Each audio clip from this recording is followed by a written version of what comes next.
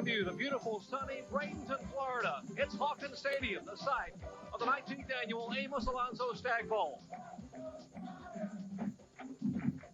Hello, everyone. I'm Jerry Podge, along with Gary Danielson, and welcome to our ESPN telecast of the Division III National Championship. Since 1973, they've been deciding the National Championship of Division III college football on the playing field. This year is no different. They're called the Beast from the East versus the best of the rest. It's the Ithaca College Bombers, led by a veteran head coach, Jim Butterfield. Yeah, two coaches in this game with a little different approach. For Jim Butterfield, 25 years at Ithaca, loves it there. He fits like the 4th of July in the American flag, but don't be fooled. He still has that enthusiasm. He enjoys coaching this team. He has a few more bells and whistles than the past, but he still loves to run the football. He's going for his 3rd national championship. And across the field from him, one of the best young head coaches in America, that is Mike Kelly, only 11 years at Dayton. Yeah, a little different approach for Mike Kelly. You get the idea that he's growing. He's been there 11 years, 8 times in the playoffs. He's defensive-minded, and he's going to have this Dayton defense ready for a varied offense from Ithaca today. Well, two coaches, two different approaches, but they both would like to run the ball. Yeah, they really would. You know, they've got passing quarterbacks in Wilkowski and Keller, but you really have the feeling that option football, trap football, bombers and flyers, you'd expect the pass, but today it's going to be the ground game. We'll see them move the ball on the ground all afternoon here at Hawkins Stadium. We'll be back with more on the players who will make that day after this.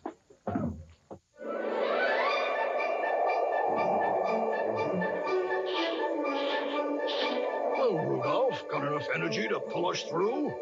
This is definitely one night you should test all your batteries with the Copper Top Tester. It quickly tells you if a battery should be replaced or go on its merry way. The Copper Top Tester. A little present. Only from Duracell. Pick up line 2. I need that fire now. Line 4.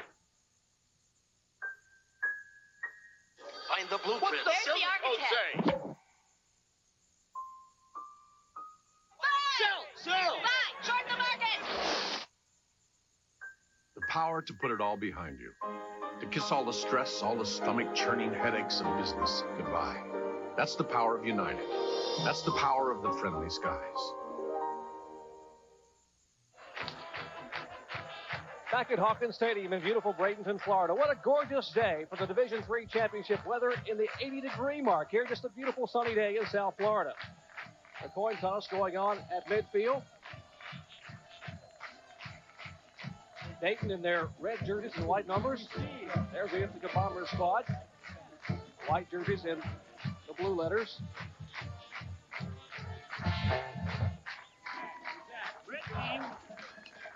Dayton has won the toss and declined. Ithaca will have the option and will receive the ball.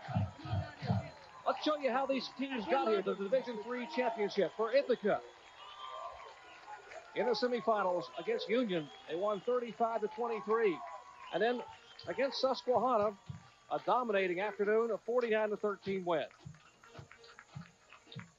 For Dayton, they upset defending national champion Allegheny. That overtime game you saw at the top of the show. And then they had to hold on to beat St. John's, even though St. John's had 10 turnovers a week ago.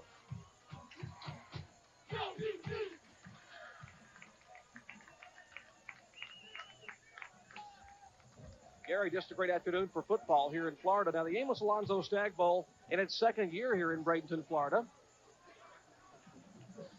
15 times they played it in Phoenix City, Alabama.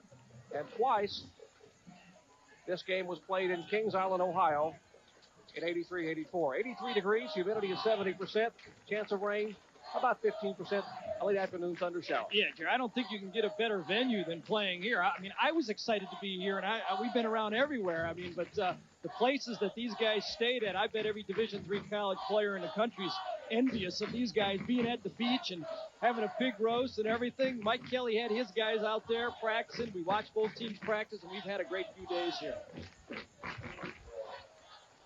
Brad Burns getting set to kick the ball off.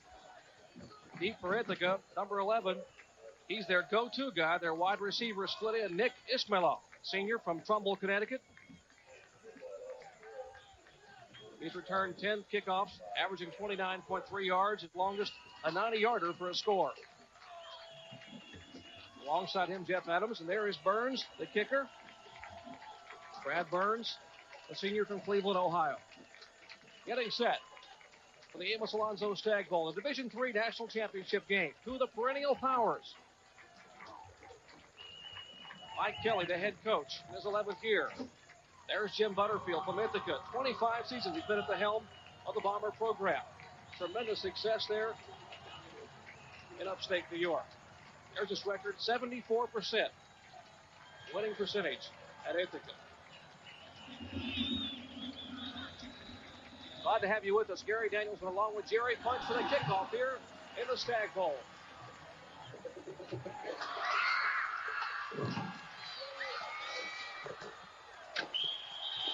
Jeff Adams brings it back out to just over the 20-yard line. 15-yard return. We'll take a look at our starting lineups here. Ithaca led by senior quarterback Todd Volkowski. Basically holds all the records for passing at Ithaca. The rest of the offense, we told you about Nick Isperloff, the senior from Trumbull, Connecticut. He's the leading receiver.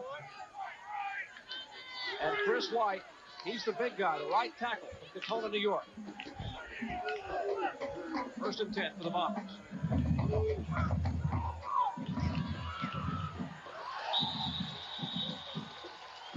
And that's Whitman. Round left end, gaining a couple. Jeff Whitman, he's the fellow that they will want to push the ball to all afternoon, Gary. Yeah, they really will. Whitman will carry the ball predominantly in this football game, either from the option or from the runs. Dayton will try to play zone defense and keep the running game in front of them. And Whitman lost a yard. We talked about how quick and how aggressive Dayton was on defense. Adams, Whitman in the backfield. Wilkowski will throw, and he overthrows Ismailov. Let's take a look at Dayton defensively. Robert Christie, he's the young man who is the pivot point, leads the team in sacks and tackles for a loss. The nose guard.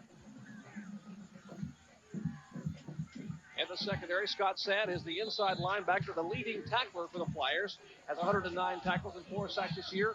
And the headhunter is the strong safety, Brett Cuthbert from Columbus, Ohio. He is a senior. 3rd and 11. 3 wide receivers for Ithaca. Volkowski, remember, holds all those passing records. Looking deep, pumps one time and will go downfield. There's a man wide open and he overthrows Ismailov. Had him wide open, Garrett. Well, Wilkowski's going to be really upset with himself on this one. One of Ithaca's main passes is the inside receiver to run a flat and Ismailov to run the curl. Dayton knew it. They practiced on the first play. Ithaca's going to come with a fake curl. A curl and go. Wilkowski's got him deep. There's a lot of wind out there. You see Ismailov trying to react to that ball, and it just blows away from him. Very good call for the first 3rd down play from the Ithaca offense. He had beaten Moxley and Weisenseal. Here's Mike Schlier, the punter, averaging a little over 34 yards a kick. And deep, Bill Franks.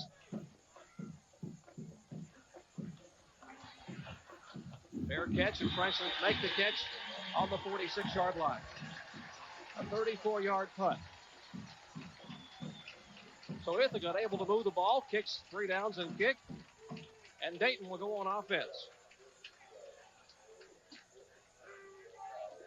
Dayton's offense led by junior quarterback Steve Keller, and there's the man he will be trying to hit all afternoon, Bill Franks, a senior from Newark, Ohio, the all-time leading pass receiver in University of Dayton history. Brian Olson, the Kodak All-American at right guard.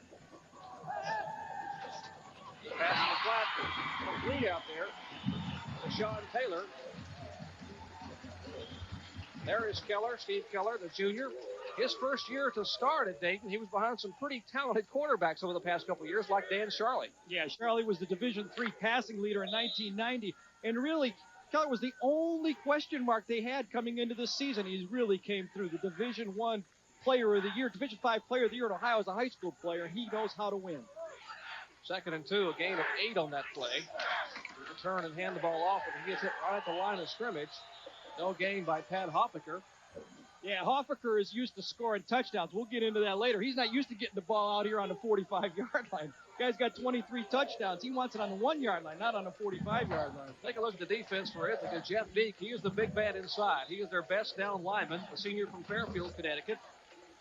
Billy Mays Jr. He is the inside linebacker and the leading tackler here for the Bombers at 123 for the year. And Anthony Milanese, the best one-on-one cover man.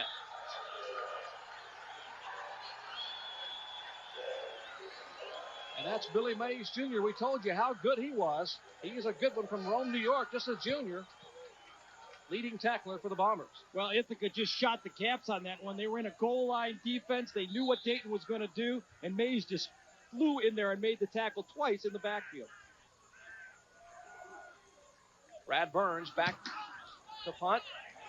And there's a crosswind, and when they were warming up, Gary, the punts were going from the punter's right to left, and indeed, it got up in the air and carried it out of bounds. Yeah, on your picture frame right here, it's going to be blowing from the top of your picture to the bottom. It's a crosswind across the field from the Ithaca bench to the Dayton bench if you're trying to get some perspective on the play. So Dayton has had control of field position so far in this game. Wachowski missing that pass to Ishloff has been the big play so far in this game, and the two stops on 2nd and short and 3rd and short. A 36-yard punt, and as yet neither team able to move offensively. While we have this break in the action, we'll take a break here from Hawkins Stadium for the 19th annual Amos Alonzo Stag Bowl. Back with more after this. Holiday greetings from Budweiser.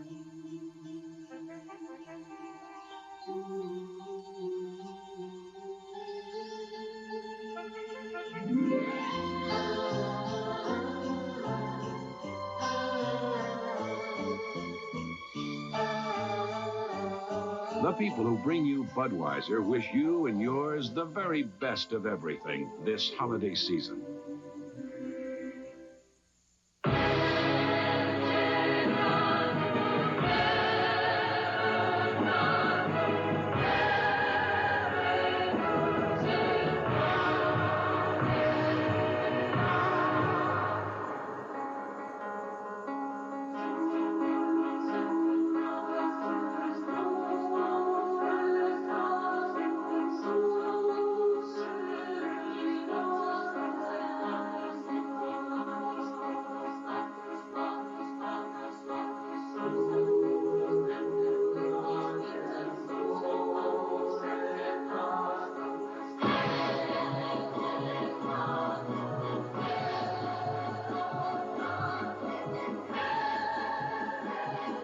The Seiko U.S. Olympic Team Collection. A triumph of time from Seiko, the official timer of the games of the 25th Olympiad. Seiko, the measure of greatness. ESPN's presentation of the Amos Alonzo Stag Bowl is brought to you by Budweiser, the king of beer. With that clean, crisp, cold taste, nothing beats a Bud. And by Seiko, the official timer of the games of the 25th Olympiad. Back at Hawkins Stadium, 13:20 to go. No score thus far. Neither team able to move. Somewhat of a surprise. Ithaca unable to move the ball early. They have scored on their first two possessions in the last two playoff games. 1st and 10 from the 10-yard line. Wachowski on the pitch. And Whitman breaks it on the left side. Steps out of bounds. See where they'll mark it. Rosenbaum forcing him out of bounds. Gain of 19, so the ball being marked on the 19-yard line. Good move by Whitman. Yeah, Jeff Whitman is the one back in the one-back option offense that Ithaca is going to run, and they're going to run it all day. Give credit, though, to Jeff Adams, number 24, out there blocking on that play, too. And, of course, Wilkowski running the option to perfection. What you like about Whitman is he doesn't look like he wastes any motion when he's running the ball. Strong, about a 4.6 40 guy, turns upfield. He's going to make people make strong tackles on him. 1st and 10 for the 19-yard line after that 19-yard gain by Whitman. Whitman and Adams in the backfield, split backs. Wilkowski will pitch to Adams, trying to turn upfield. Bruce Moxley coming up to make a pretty good play on the pitch back there of Adams. Yeah, absolutely. Moxley's the guy who made the play. He fought off the block from the wide receiver and just stayed in there. The lead blocker right there. He stayed in and he forced Adams with nowhere to go, giving help to the inside. You'll see him on the left side of your screen. When he cuts inside, he knows he has help from the inside and makes the play. Bob Goody also on helping down, coming down the line of scrimmage. 2nd and 7 for the Bombers. Ball on the 30-yard line. 3 wide receivers in for Ithaca. Jim Slayton split the top of your screen. And once again, he overthrows Ishmaeloff. That's the second time he has done that. Yeah, actually, he's had 3 passes that he's overthrown 3 people so far. A little bit nervous right now, not delivering the ball. And that is something you're going to see Ithaca do all game. They're not going to get sacked a lot because they run 2-step drops and they get the ball out of their hands very quickly. Todd is going to come out on the sprint also and get outside of containment. Third down situations right now is where they don't want to make a mistake. Dayton has been punishing people in the first and third quarters. We'll talk about that in a second. 3rd and 7. Szymanski. Boy, trying to go to some. It goes to the tight end, Bill Gamble, a converted offensive lineman for a 25-yard gain. Yeah, he's in for Cahill, who's not made the trip right there. Gamble goes out and gets him in the slant right there in the seam of the zone defense, and now he finally delivers the ball. Still a little high, but what a nice grab on this ball right here to set him across 50 and really turn the field upside down. You'll see Todd come out again. Watch how he squares up the shoulders. That's what gives him that delivery when you're turning to the left side, and what a reaction to a little bit of a high-thrown ball. 25-yard gain, so Ithaca passes midfield for the first time today. 1st and 10. Olkowski will fake the pitch, turn it upfield. Fumble.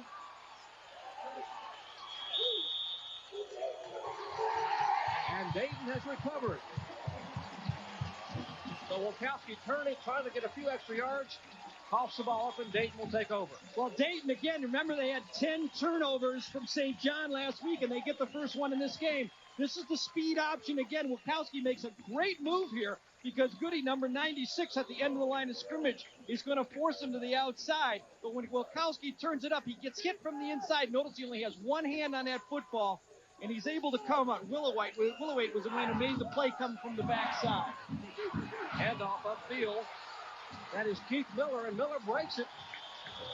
They said he was an elusive runner, the young man, the junior from Sugar Creek, Ohio. And he is not the starter, Gary. William Peterson, the senior, normally has started this year, but Miller, no slouch, at over 760 yards rushing this year. Yeah, Keith Miller, another guy who doesn't run with a lot of waste in motion. He's got great cutback ability and good eyes. He's got that ball tucked away, and he just sees that defense flow across the field and produces those positive yards. Dayton used to be smash mouth. Now they're a little bit more varied in their offense. I formation, Hofbecker and Miller. Hofbecker, the fullback. He will turn and hand the ball once again to Miller. Miller dives through the middle. A big hole in the middle of that Bomber line. Brian Hill finally makes the tackle. The free safety coming up after a gain of about 7 yards. Yeah, Brian Hill is the second leading tackler with 93 stops for the Ithaca team. He's an excellent run support man, but when you're making those plays 7 and 8 yards down the field, you begin to have a problem and you worry about that. I'm sure Coach Butterfield is worried about this Dayton team running the ball between the tackles on them. I formation once again, second down and 3 to go. Steve Keller, the quarterback, over the center. Turn, quick hitch to the outside. That's Franks, his favorite target. He will have the first down. Bill Franks, all-time leading pass receiver at University of Dayton with 130 catches. Tackle made by Jay Zunick, the quarterback.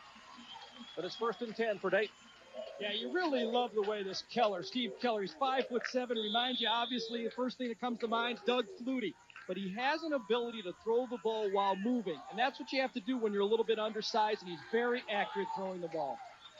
So Dayton beginning to move the ball offensively. It will turn and hand the ball once again to Miller. And a big hole, a great block, and Miller breaks it to the outside, the 30, 25, and he will be brought down on about the 22-yard line.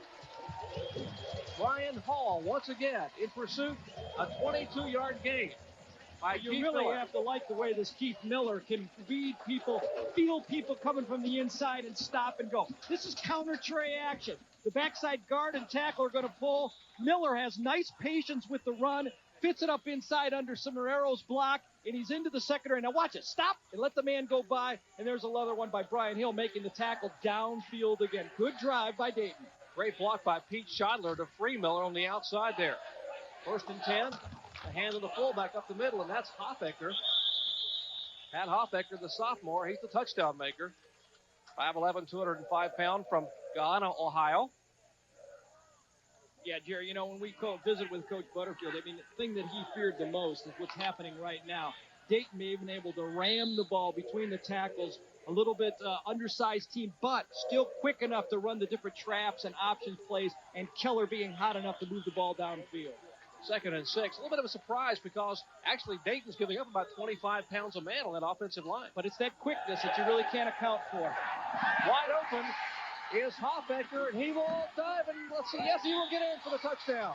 Great second effort. A 17-yard completion. And Dayton strikes first here in the Alonzo Stagg Bowl.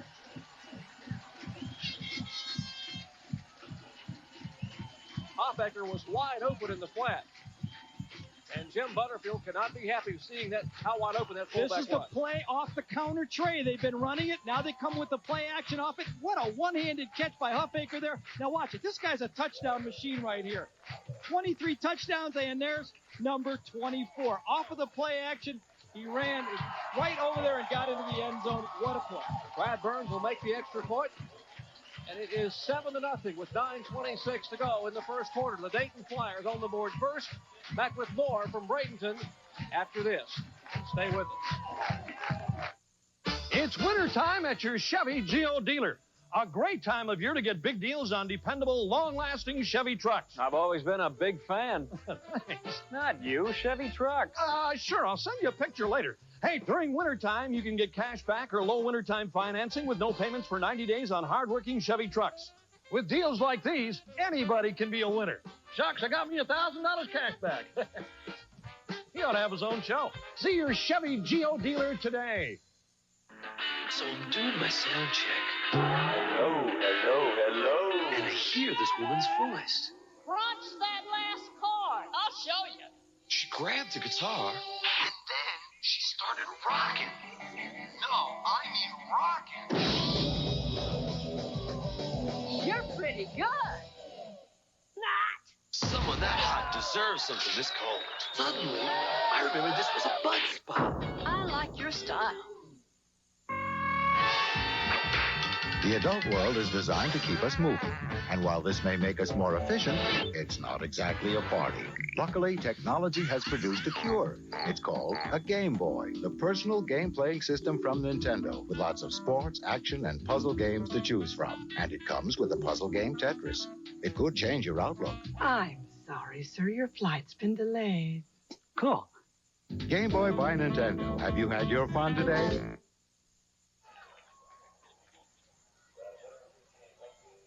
This is the same action that they've been so successful in running the ball. This time they run the play to Miller here, and Huffaker is going to free out into the flat. Now watch the two nice blocks by number 11, Andy Miller, and number 25, Bill Franks. And this touchdown machine, Huffaker, gets into the end zone for his 24th touchdown of the year. Dayton, on the season, in the first quarter, 103 points to 14. So there's no stopping this Dayton team in the first quarter. First kickoff goes to Ishmaelov. Off to the middle. Penalty on the play. He is tackled at the 25-yard line. Let's take a look at the Dayton scoring drive just moments ago. 6 plays for 66 yards, 2 minutes and 33 seconds, and a 17-yard touchdown reception by Pat Hoffaker. And an in-your-face smash-mouth run to get it across the goal line. He was so happy. He usually gets the ball on the 1-yard line. Now he got in a little bit of space. He said all he saw was that red pylon and that big gold Dayton in the end zone, and he ran for it.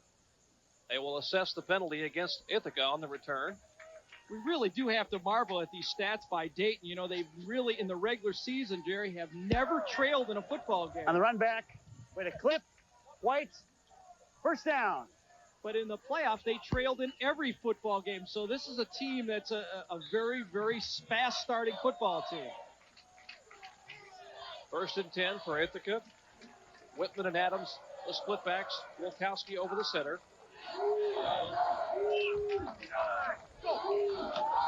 Wolkowski will pitch the ball back to Whitman, and Whitman breaks it down the sidelines and run out of bounds about the 34-yard line.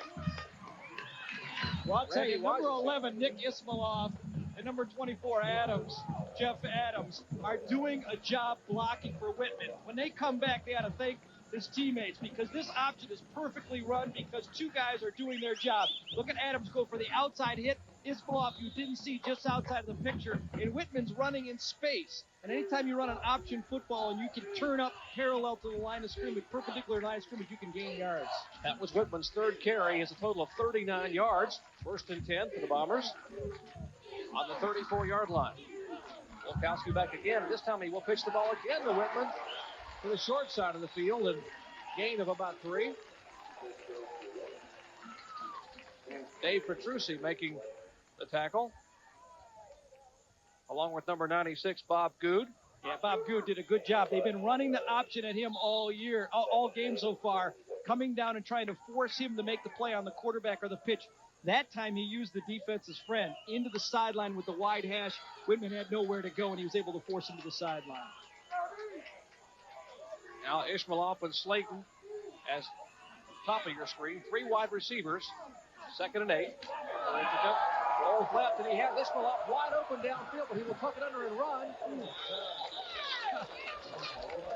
Gain of about 3 and 4 as he had Ishmaelov wide open down the left sideline. Yeah, he just didn't see him, and that's really unusual because one thing Mike Kelly told us in the scouting report for Ithaca is that Wilkowski will come out on that sprint and he won't run.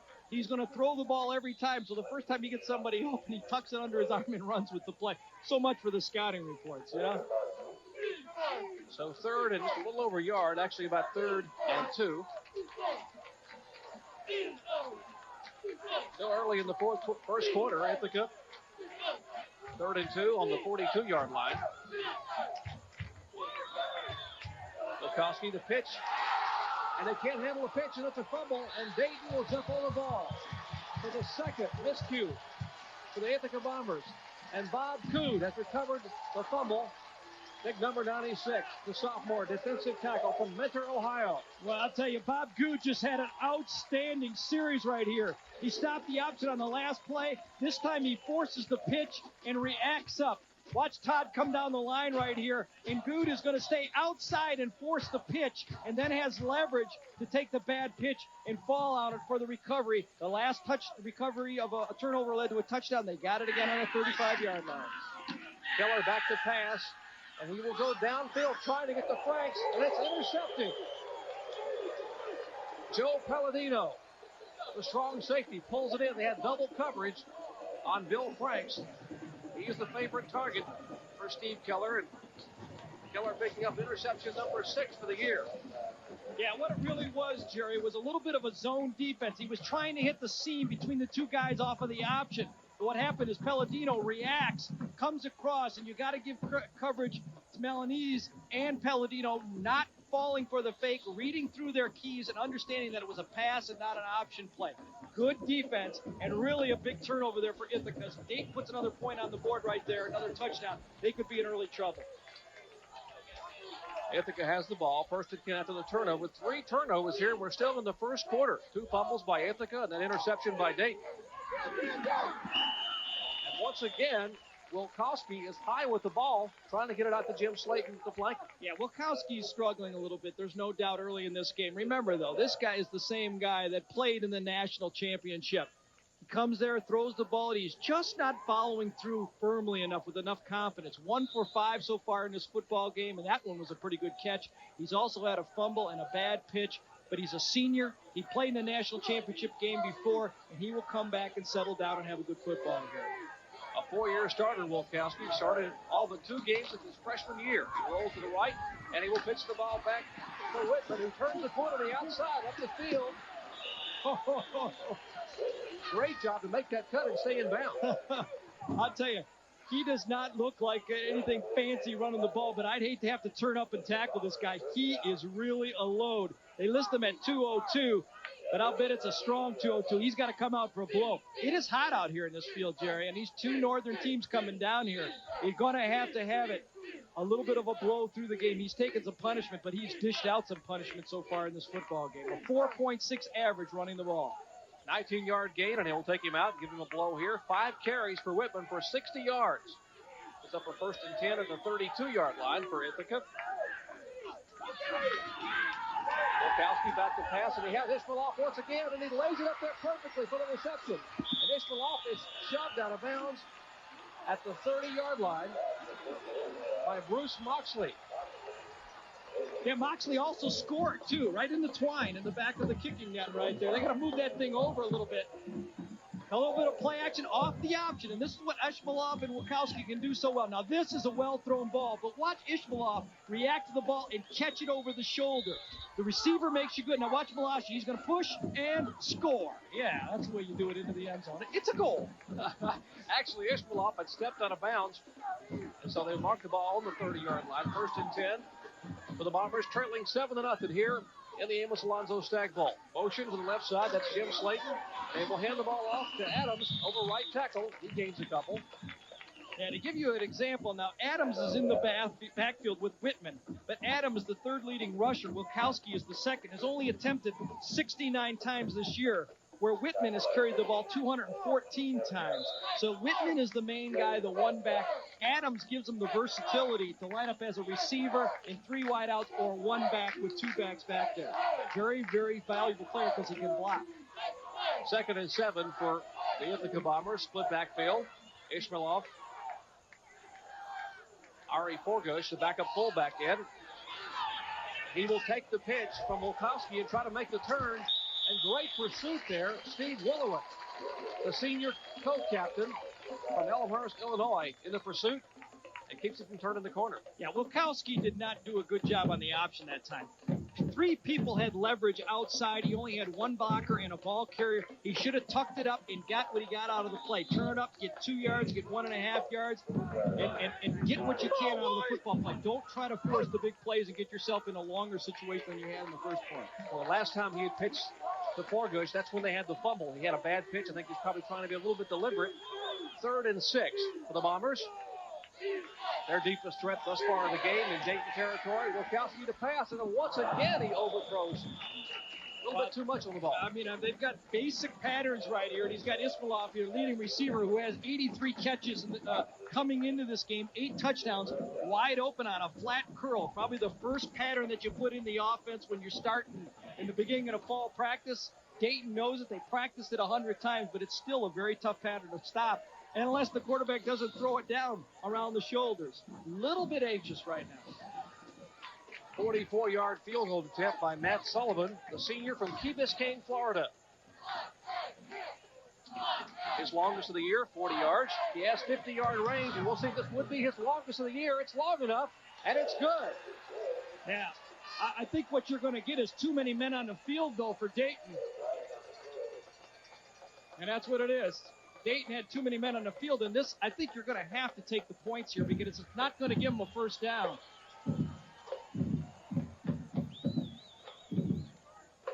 It would probably make it about 4th and 1. So now you got a question. It was a great kick, but I know Dayton had 12 men on the field because that's as far as I can go. 12. You know, when you 11 is 11. Struggle. That's 10 fingers. Okay, put your shoes back on, Gary.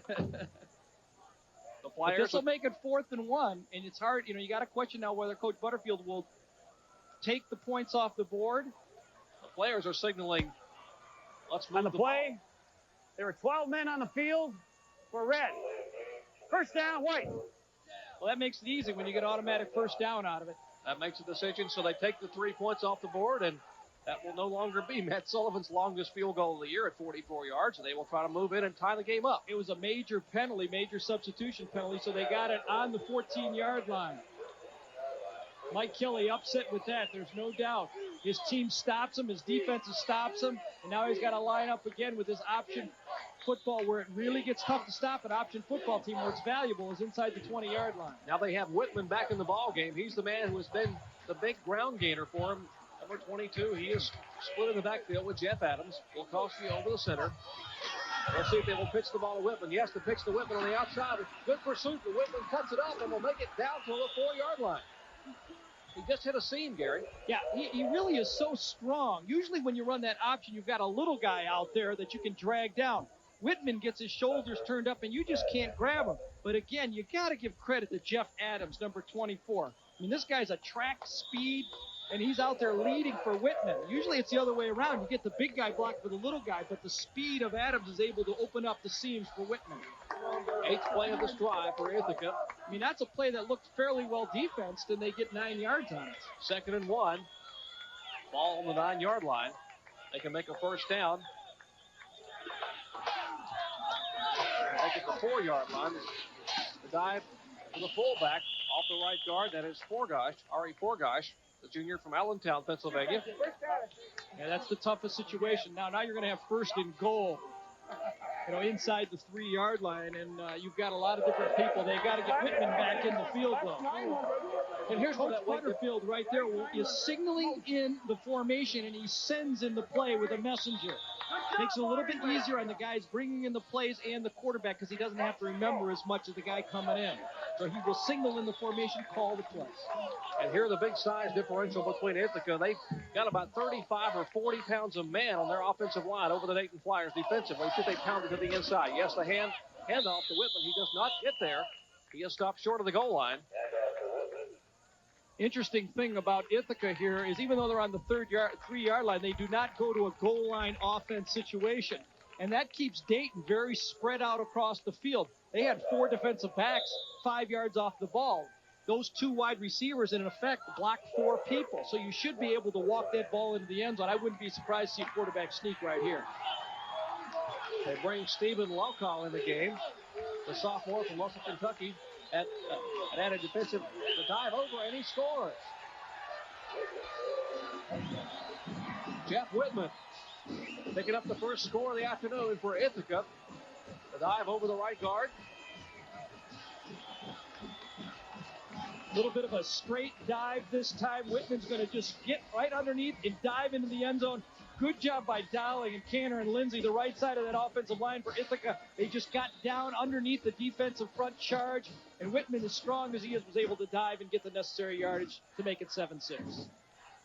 14th touchdown of the year for the junior from Rochester, New York, Jeff Whitman at 6 foot, 205 pounds. He has been the workhorse all afternoon. Matt Sullivan trying to make it a tie ball game, and it hits the upright and bounces left. It almost looked like that kick may have been tipped a little bit. So Ithaca still trailing by a point. It's 7-6 late in the first quarter. Back with more from Bradenton after this. How many of these fireplaces are burning real wood and how many are gas logs? It's hard to tell. But if they're gas logs, you won't have to trudge out in the snow to carry them in. You won't have to worry about hazardous sparks or messy ashes. And you won't have to pay the price of leaving the damper open all night. Real wood or gas logs? You sure can't tell by looking. See for yourself at the Fireplace and Barbecue Center, 105th and Metcalf. Your Real Fire gas log dealer in Johnson County. HBO and Cinemax. This holiday's best entertainment package is ready to be opened. Bam! Well, we prepared a little trap for this predator. You're pretty handy to have around, kid. I'm absolutely innocent. You wouldn't hit a lady, would you? I could have been a contender For the best rockin' good news. and the most. Call now to order HBO and Cinemax in December. First, Connecticut tries to stop a Longhorn stampede. Then DePaul meets Kansas. It's a Saturday night double feature starting at 7:30 Eastern live on ESPN. It's showtime on ESPN Bowl Week. Air Force invades Mississippi State in the Liberty Bowl. BYU attacks Iowa in the Holiday Bowl. And East Carolina stalks NC State in the Peach Bowl live on ESPN. Back at the Amos Lonzo Stag Bowl in beautiful Bradenton, Florida. Glad to have you with us. Jerry Punch along with Gary Danielson. 4 minutes, 50 seconds to go in the first quarter. Here's the extra point, Gary, moments ago. Yeah, I really don't think anybody touched it. The wind actually is going right to left, and he just hooks the ball. Kind of ironic. Sullivan makes his longest of his career 43-yarders, and then he misses an extra point to make it 7-6. Football just isn't fair. Now Sullivan will kick off. Randy Weisensail is deep. And it will go to Dan Rosenbaum. Rosenbaum cutting left. Breaks it up to about the 41-yard line.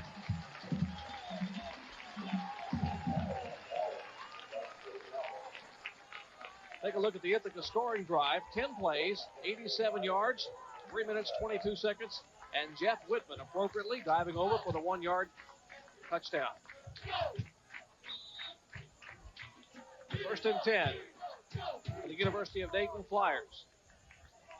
Steve Keller, Scott Alexander in the backfield, and William Peterson. To give to Peterson, and he stumbles and will fall for a loss of a couple of yards. Yeah, I think he stumbled over Keller, if I'm not mistaken, on that play. Same play that Keith Miller had been running before, but this time they're going to run the counter trap action, and from the backside he just stumbles over the quarterback and really can't give the ball time. Peterson is the speedster, 4.5 40, and that time he just couldn't get it on track. He crowds his fullback a little bit more than Miller does, I noticed, too. 2nd and 11 for Dayton. Ball back on the 39-yard line. Here's Keller back to pass. He steps up in the pocket. Will flare it out to Peterson. Peterson breaks it up across the 45. He goes out of bounds on the 47-yard line. Steve Keller, 5'7", 180 pounds. Comes into this game, you always question, can a guy play at that height? He wanted to play, MAC conference football. The guys didn't want him. He came to Dayton because he wanted to be part of a winning program. His height is the only question mark coming out of high school. If a Doug Flutie can do it in major college football, there's no reason, and obviously he's proved he can do it in this level of football. 3rd and 4. Keller was AP Ohio High School Player of the Year at 88. He pitched the ball outside to Peterson, and coming up to make the hit, Brian Hill. Yeah, Dayton used a little bit of an unbalanced line that time. Did not catch Ithaca napping at all, and Brian Hill was able to come up secondary and make the play. You'll see Keller, he is going to be forced to pitch that ball. Peterson tries to turn up, but he doesn't have the power to turn up, and look at those secondary people come up. Make the tackle and just put him away. They will not make the first down. It'll be 4th and 2, and so Burns will be back to punt. High spiraling kick, going deep. And Joe Palladino will make the reception. Good way to start your day tomorrow. NFL Game Day at noon Eastern Time. Chris Berman and all the crew there in the studio telling you what's going to happen in the NFL. And then 7 p.m. Eastern Time, NFL Primetime, scores and highlights.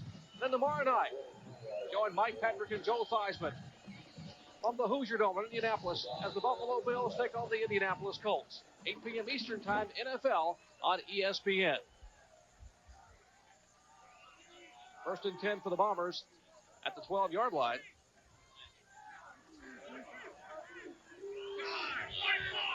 Three wide receivers. Long count by Wilkowski. He takes a short 2-step drop, and he is sacked behind the line of scrimmage. Yeah, he wanted to go to Ismailoff that time, but he got underneath coverage, and on a 2-step drop, your lineman cannot hold that long. Christie comes in there and makes the sack. Christie, a middle guard. He's an ideal middle guard for Division III.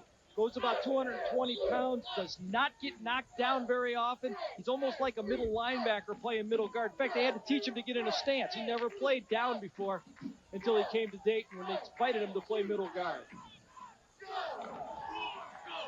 Loss of 3, 2nd and 13. Ball back on the 9-yard line. He rolls left. And the overthrowing the tight end. That is Bill Gamble. Gamble tipped the ball and almost intercepted back there by Rosenbaum. Jerry, both of these teams are out to such a fast pace. It's a national championship game. They're all jacked up to play this football game. But one of the concerns in this football game is it's 85 degrees out here. And I know playing from the north and coming down here, it's more difficult for a northern team to come into Florida and play in the heat, I believe, than a southern team to go north and play in the snow. It drains you as the game goes along, so we're going to have to watch for that. They have to substitute. Wilkowski just 2 for 8 for 63 yards. 3rd and 13. He rolls low, and he is going to be hit behind the line of scrimmage on the left side. Yeah, Robert Christie again came from the backside to make the play. They tried to curl and go to Ismailoff, but that time the Dayton secondary did not bite, and Wilkowski did not have time.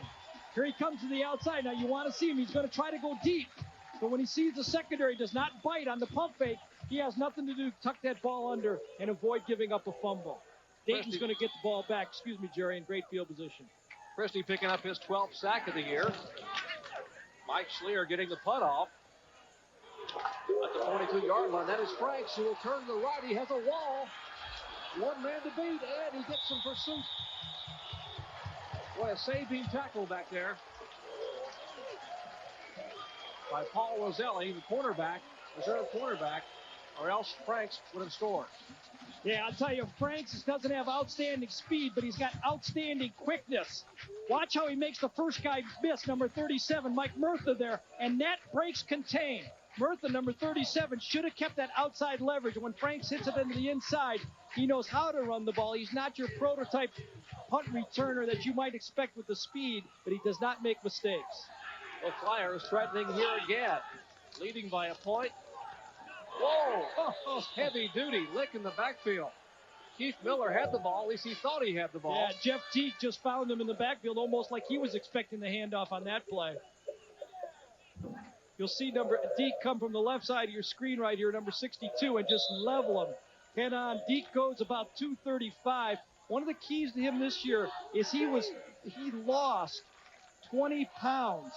And that was really the key to make him a faster football player and a more powerful football player. And because of him, Dayton lost 2 yards. It'll be 2nd and 12. The Flyers. Keller back to pass. Tosses it over the middle.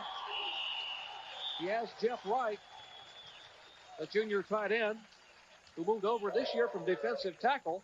Yeah, that was a hot receiver right there. Keller was able to throw that ball. Palladino and Hall were the two men that had a man-to-man. Number 40, the strong safety, and Hall, the free safety, and they did not react quick enough. Nice job by Keller to get rid of that ball before the rush got to him. It'll be third and 5. Ithaca's a little bit confused. Yeah, they're going to have to call a timeout. They did not have the proper substitution in this football game. Dayton having split receivers. And so there'll be a timeout for Ithaca. Lots of hoops coming your way on ESPN this Wednesday night. The Preston Tigers go to Reynolds Coliseum to take on Les Robinson's Wolfpack of North Carolina State. A couple of big wins for NC State. Remember that ACC Big East Challenge went over Pitt and it went over a very good DePaul team just a week ago. Virginia versus New Orleans, that's at 9:30. And at midnight, Ohio State, number 4 versus Cal Santa Barbara. Basketball coming your way Wednesday night, a triple header on ESPN. Now, I noticed that enthusiasm in your voice when you said North Carolina State there, partner. The old Wolfpack came out on that one, didn't it?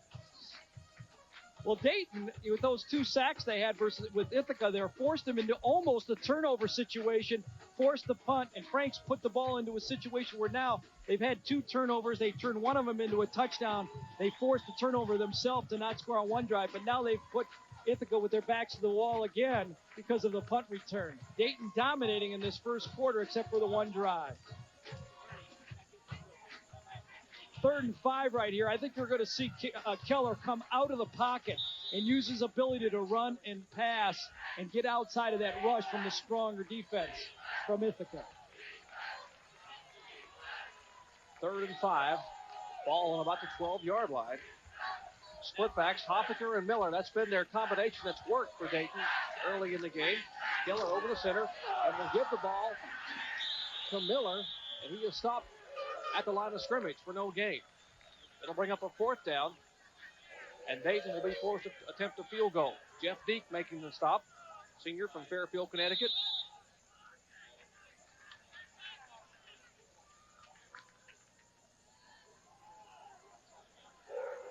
Brad Burns in, senior out of Cleveland. He will attempt a 30-yarder. Ball is up, and it's good. So Dayton takes a 4-point lead. Goes up 10-6 over Ithaca here in the first quarter.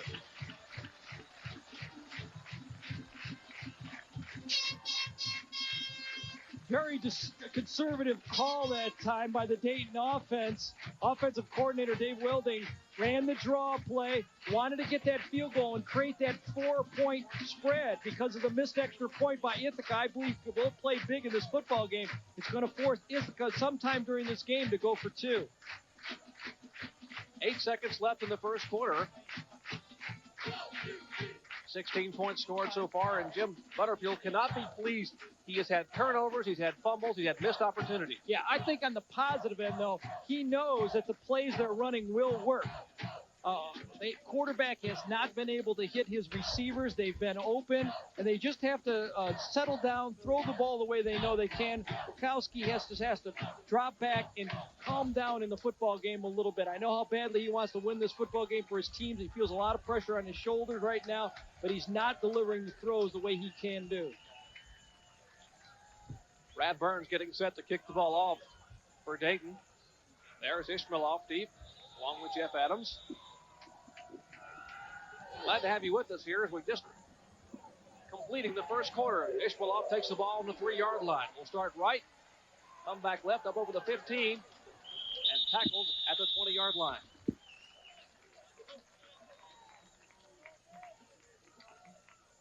And we'll see if Todd Wilkowski can settle down and possibly catch Ishmael, who has been wide open on about 3 or 4 downfield patterns. Yeah, nothing fancy either. Very simple, flat curl route.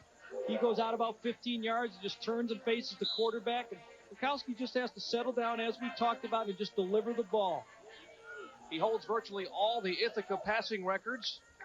1,932 yards passing on the season. 1st and 10 for the Bombers from their 20-yard line.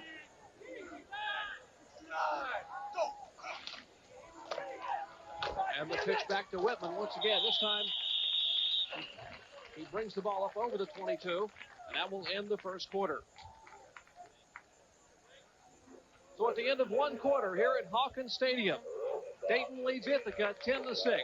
More from the Stag. I have Denorex on this side. As soon as I put Denorex on my hair, I felt like the itch was going away. What does the Denorex tingle tell you? The tingle feels like it's taken away the dandruff. Extra strength Denorex with conditioners has strong medicine to fight dandruff and its itch, plus conditioners to leave hair healthy looking and manageable. The Denorex tingle tells me it works, and I see that it works. I have no dandruff, and I have no itch. Denorex with conditioners, the dandruff shampoo you can feel working. We had big plans for our Florida vacation, but I needed a rental car that wouldn't cramp our style. Suddenly, everything fell into place. Dollar Rent-A-Car is right on the airport, right on the money. Look for these special low rates in Florida. Great selection, unlimited mileage. Come here often? Call Dollar at 1-800-800-4000.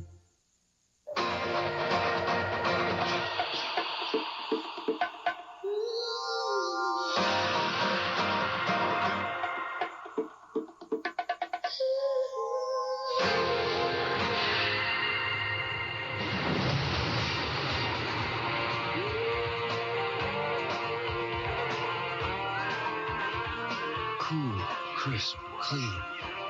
Old Spice. It puts the wind in your sails. Rock and roll. Want to know how much action, adventure, and excitement went into the making of Point Break? Rent this free behind-the-scenes video at your video store now. Go on location with Patrick Swayze and Keanu Reeves. It was an opportunity for me to sort out my adrenaline junkie side. Ride the wave of action. Rent this free behind-the-scenes video today. Then rent Point Break on January 16th. 100% pure adrenaline. Point Break, rated R.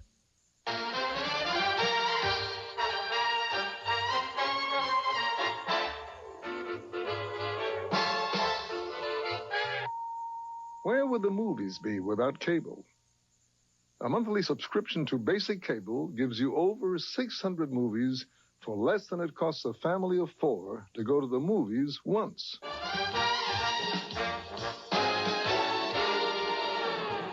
Cable contributes to life. Back at Hawkins Stadium, the Division III championship. Dayton leading Ithaca 10-6 at the end of the first quarter. Gary Danielson along with Jerry Pudge here to bring you the action. The 19th annual Amos Alonzo Stag Bowl. Todd Wilkowski, the 2nd and 8 for the Ithaca Bombers. Once again, the pitch to Whitman, who nearly fumbles and holds on. Comes up across the 25-yard line. Jeff Whitman, number 22, is going to have to stay fresh in this football game. He's the most important football player on the Ithaca offense outside of their quarterback, who's always got to come through for a team to win a national championship. But he has been carrying the ball a lot in this football game. It is very hot. If you were playing down here over a number of weeks, it wouldn't be a big problem. But to come down here out of the north and play after only being here 3 days is going to drain them. 3rd and 4 for the Bombers. To get the first down, they'll have to come up over the 30-yard line. He pitches the ball back to Adams, and they have that defended very well. Gene Payton, the defensive end, comes up to make the stop. The junior from Springfield, Ohio. And that will force Ithaca to kick. Great defense right here, but watch on the left side of your screen, number 67, Chris White. He just grabs Steve Willowhite, the captain from Ithaca right there, to even get this ball back close to the line of scrimmage. Very well defense. Outside charges from the Dayton defense. Mike Schleer to punt. Bill Franks is back to let it hit. They'll pick the ball up on about the 32-yard line. Fakes left, and he is hit and nailed at the 35. He fumbles the ball, but yeah, they're going to call him down, I'll tell you. But that was a big-time hit. That was a lights out. Anthony Milanese. Milanese is the guy who got it. He's going to get a couple of congratulations from the guys that come on the field after that one, too. Well, So Dayton will have the ball back, leading by 4 points. More from the Amos Alonzo Stag Bowl after this.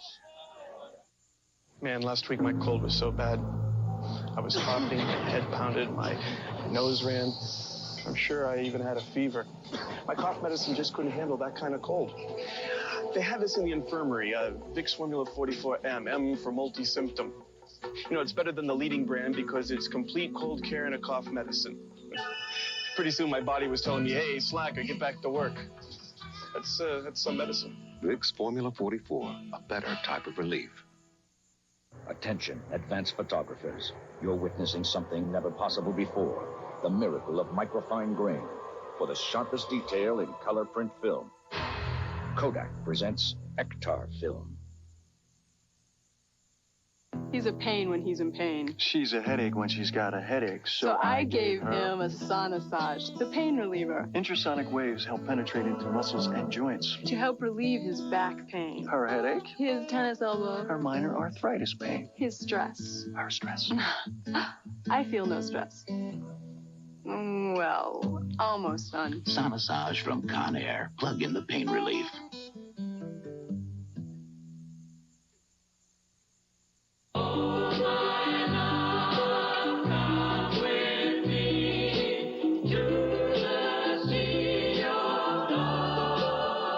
Share the fantasy. Chanel number 5.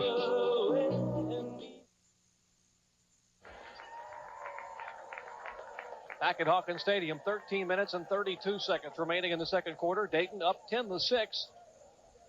The Dayton Flyers, a lot of offensive muscle this year, averaging over 422 yards a game and 30.8 points a game. So their offense clicking early here in the Stag Bowl. Yeah, big salute also to Bill Franks, too. He's made 3 big plays, the block on the touchdown, the punt return, and right there a little notice play of catching that ball on the first bounce and saving. That's really a 20-yard punt return when you don't let that ball run. The key to this game so far has been field position. Ithaca started on their own 15, and that is not a way to do it against Dayton when they've been started on the 49. Alexander and Peterson in the eye. Keller will turn and hand the ball to Alexander up the middle, a big hole. He brings it up over the 45-yard line. He is tackled about the 47. Yeah, Scott Alexander, number 42, will alternate in at fullback. He and Hoffaker are 2 guys that are kind of, one is the blocker, Alexander, one is the runner and the touchdown machine. You put them both together, what do you got? Fullback at Ohio State. Exactly. Right here, though, you got to use them both and you just keep them in the football game. Ryan Hall making the stop after the gain of 11. It'll be first down for Dayton. Keller now back to pass, looking for Franks. He has him at the 42-yard line, and he is hit immediately. Gain of 12 yards. Milanese again comes up. He can hit. He's given a little bit too much cushion right then. Keller, interesting again. I mean, this quarterback just wins. That's all he does. Drops back, throws, completes passes. He says himself, he has the weakest of the quarterback arms. There you see the hit one more time from Milanese. The guy's a legitimate big-time hitter from the cornerback position. He's got to get up on Franks a little bit more. But Keller, getting back to him, just moves the football team, moves the chains. Coaches love those types of quarterbacks. Give inside to Peterson. He will break to the outside. Peterson has the speed, remember. Peterson with 4.45 speed, trying to break to the outside. Yeah, Mike Kelly was talking to us, and it's been a little bit of a struggle to keep this guy happy at Dayton for 4 years. He's looked at himself as a big-time football player, a 10-8, 100-meter man, but first time he carried the ball for Dayton, he ran it for a touchdown. Then he didn't have the patience to stay with the holes. As a senior, he's matured, and he's learned to run the offense the way he should run it, and that's staying with the point of attack. Peterson only the 4th Dayton player to rush for over 1,000 yards in a season. He will get the ball once again to the left side. Big hole. He breaks a tackle, breaks another tackle, and he's still on his feet down to about the 13-yard line. Well, with that run, he may be right in playing Division I football because he ran right through Billy Mays Jr.'s tackle that time to the outside. And what he really talked about this year, William Peterson, is understanding what he could do and turning it on that extra notch to be the running back that he really believed he could be. He said before he was running scared. Now he's running with a lot more authority. 8-yard gain, and once again, Brian Hall saves a touchdown. It'll be 2nd and 2. Give to the fullback. He will get the first down and down over the 10-yard line. That is Scott Alexander, the senior. They're just pounding the ball up the middle. Yeah, the two plays that have really hurt Ithaca is that counter tray type play that was run early in the game by Keith Miller and set up the touchdown pass. And now Peterson with his speed has given him something, Ithaca, a little bit different look. And those two running backs is keeping this Ithaca defense a little bit off balance. Offensive coordinator Dave Wilding sending in Andy Miller with the play.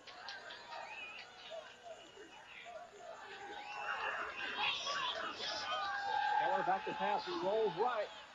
Trying to get, and it's broken up. And a great defensive play trying to get to Miller in the right corner. Yeah, Melanese again comes up and makes the play. That time, he didn't have the field behind him, so he was forced to play a little bit closer. Very aggressive football player, and he knew that he had nowhere for the receiver to go behind him, so he was able to read the quarterback in front of him and react to the throw. Watch out as he lays out, because this is a well-thrown ball. If he doesn't get his hand on it, that's going to be a touchdown play, and he dives and knocks the ball away from Miller. 7th play of the Dayton drive coming up. Kind of a surprising call, that pass, the way they've been running. Straight eye, the give inside to the fullback, and he will score.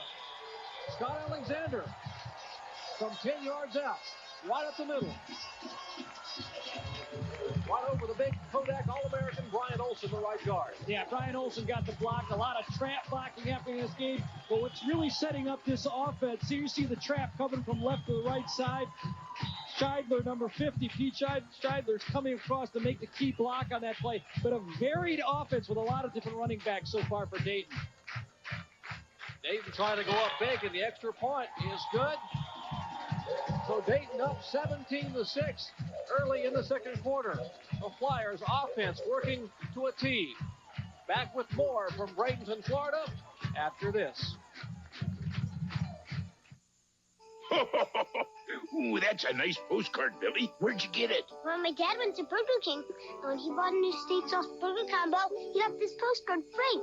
They have coupons for Kmart Photo Center on great stuff like 2-for-1 prints and discounts on Duracell batteries and poster enlargements. Come to Burger King for a delicious steak sauce burger combo and get a great Kmart Christmas offer. How do you know all this? I read this while I was waiting to see you.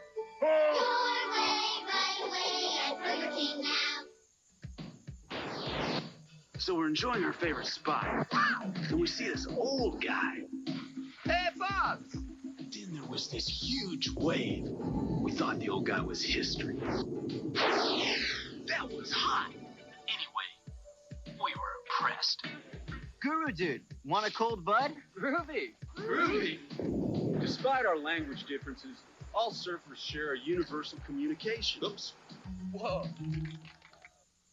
On June 23rd, BMW introduced the completely redesigned 325i sports sedan.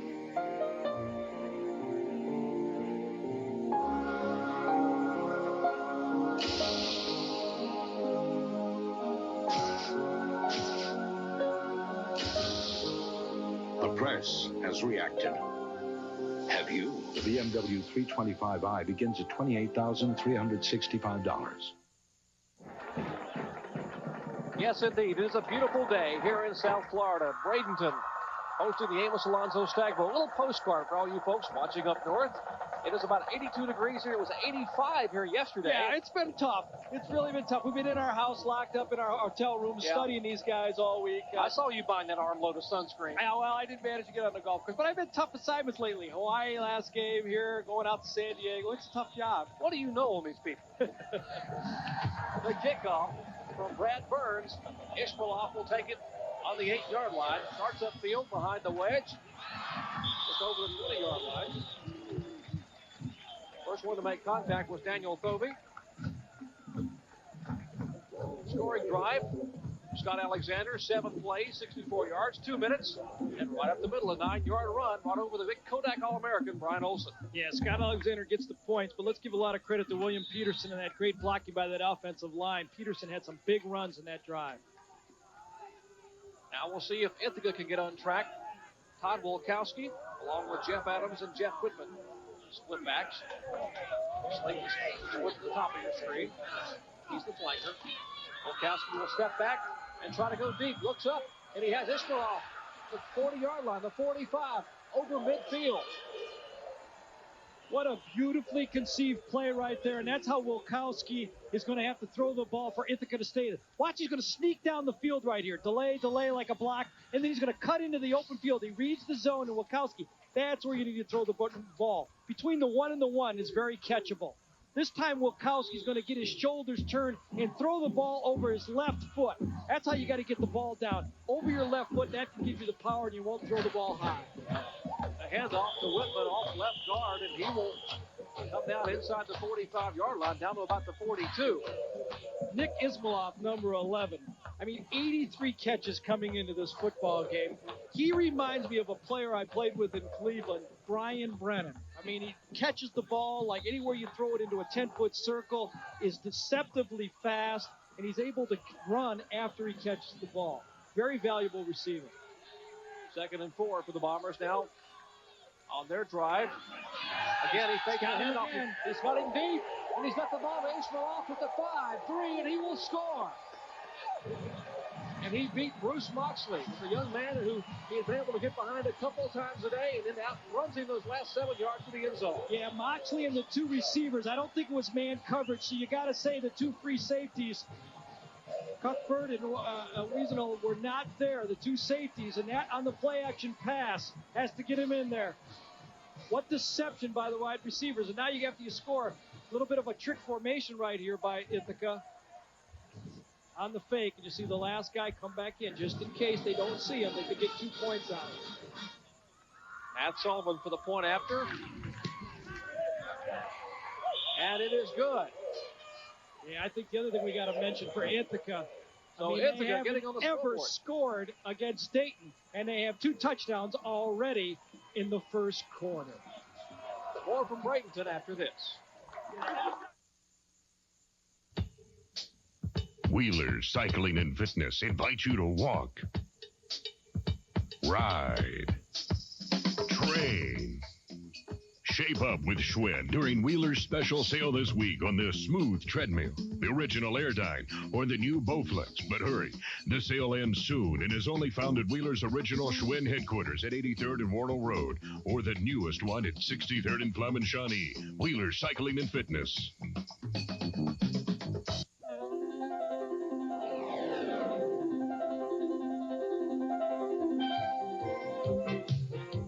Your business world brought into focus with Dean Shepard, Sue Herrera, Bill Woolman, Hillary Johnson. It's not just facts and figures, it's background, briefing, investigation, and reflection that give shape to the business day. Don't miss Business View, each weekday at 5:30, brought to you in part by Capital Federal Savings, making good things possible. We want to be your financial institution. 100 reasons why college football fans will enjoy these 2 ESPN home videos. But for the sake of time, here's 5 of them.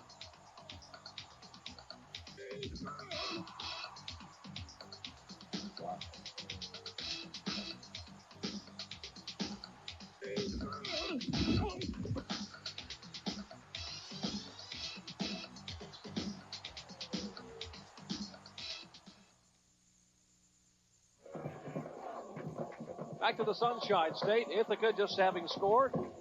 Now trailing Dayton by 4 points. Yeah, Jerry, came off the option, the dive option plate. Todd gets it there and throws it to the outside. Ishmaelov faked the blocking that time to beat Moxley to the outside. But you also have to say the free safety should have been back there. Moxley expected help. Mike Kelly very upset. One other point. Ithaca already has 225 yards in this game.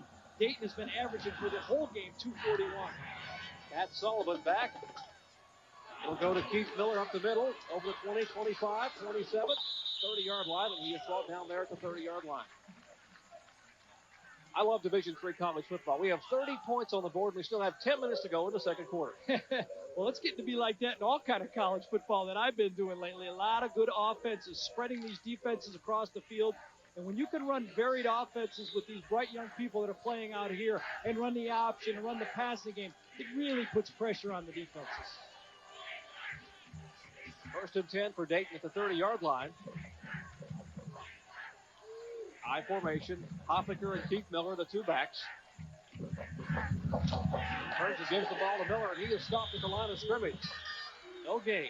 I really think that's what Ithaca is going to have to do on defense, is stunt and gap and try to make some things happen in the backfield.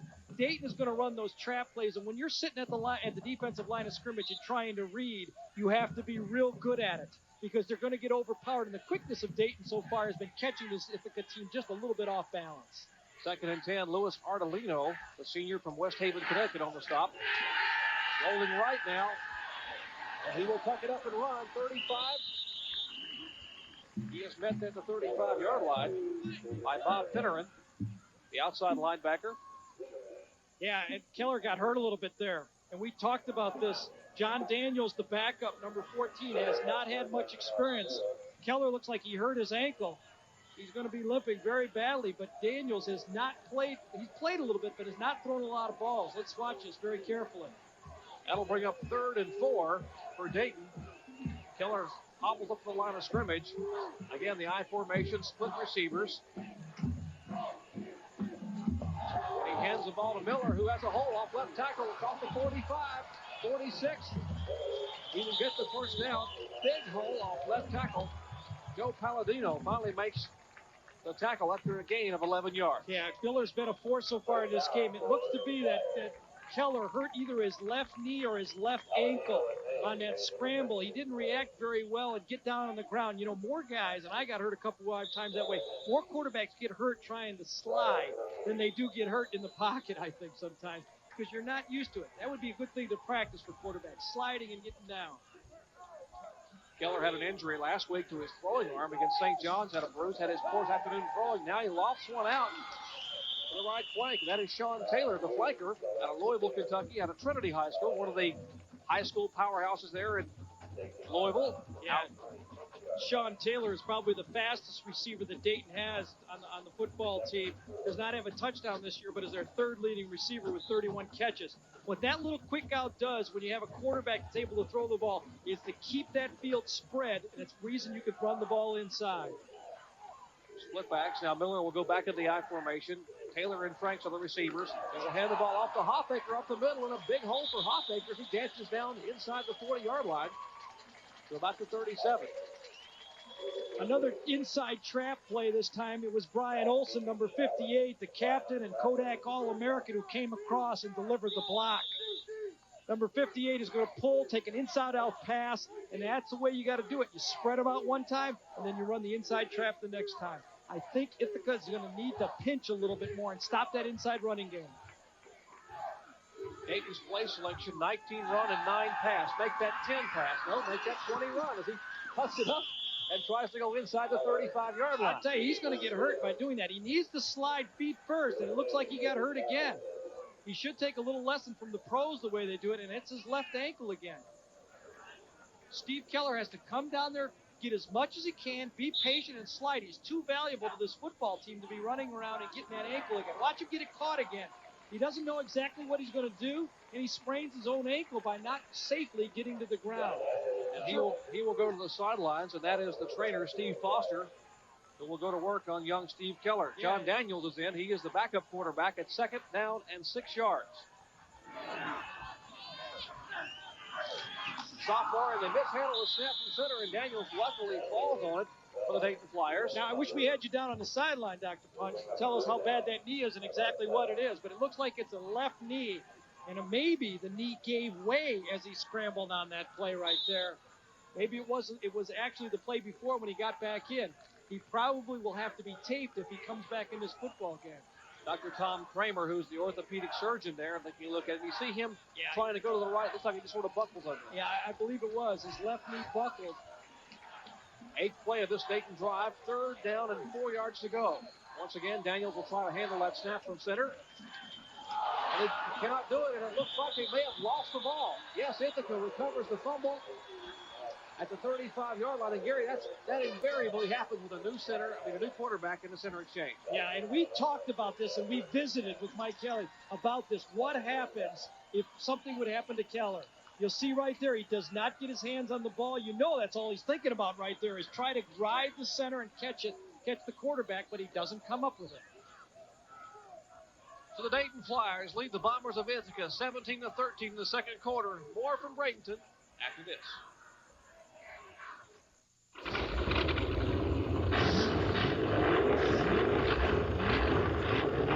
To demonstrate the superior color of new Kodak Gold 400 film, just open a box.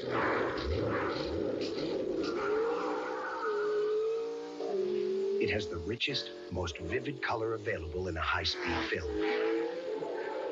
New Kodak Gold 400. Fast film. True colors.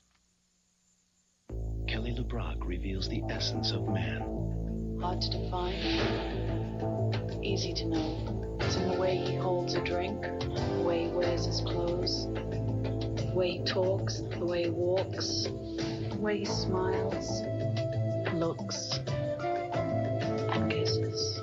And when he holds you close, it's in the way he smells. Brute, the essence of man. Come on, put it on.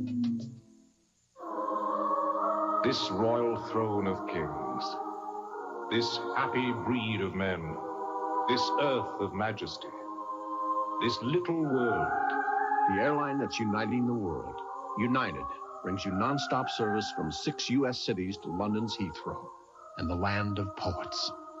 This blessed plot, this earth, this realm, this England. Come fly the friendly skies. Back at the Division III Championship, just under 7 minutes to go in the second quarter. And you're taking a look there at the quarterback.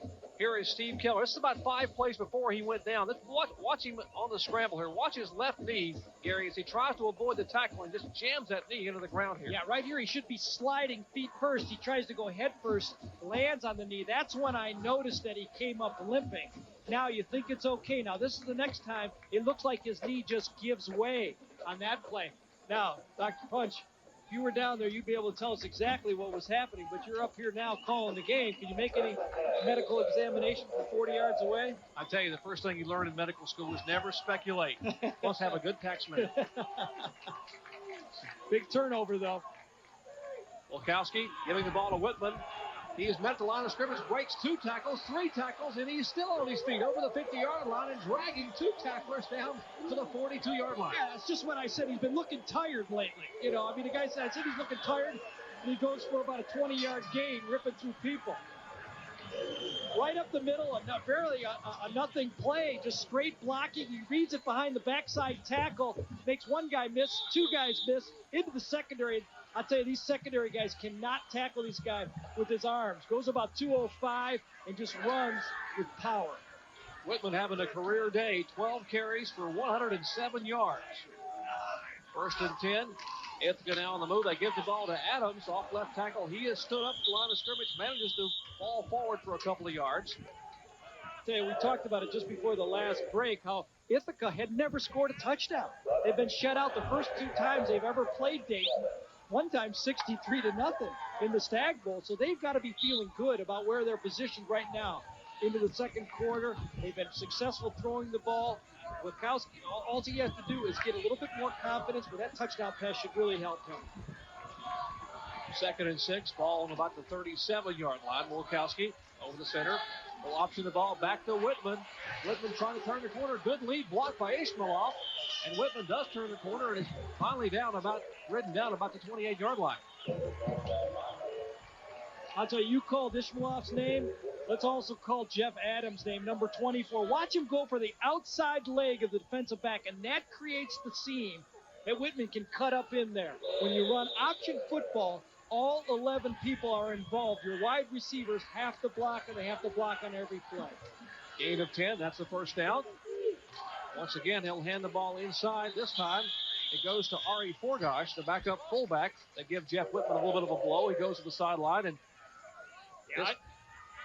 I think Ari Forgosh is going to have to come in, and I think the pass play that they hit for the touchdown gave Whitman enough of a blow that he's feeling fresh. This Sun will continue to beat down, and these guys are going to have to stay in this football game. Coach Butterfield is going to have to substitute. That's Mike Kelly, the head coach of the Dayton Flyers. He basically is in charge of the defense. Rolling left, wide open downfield about the 12-yard line. That is Jim Slayton, the flanker, senior from Pompano Beach, Florida. Well, Todd Wilkowski really has it going now. You can just see the confidence oozing out. He's going to go to his left and rip this throw in there. No more high balls. He gets his weight over his front feet. He doesn't lay it up, and he puts the ball into the seam quickly so Slayton can catch it and protect the ball from the defensive backs behind. Very good job by Wilkowski.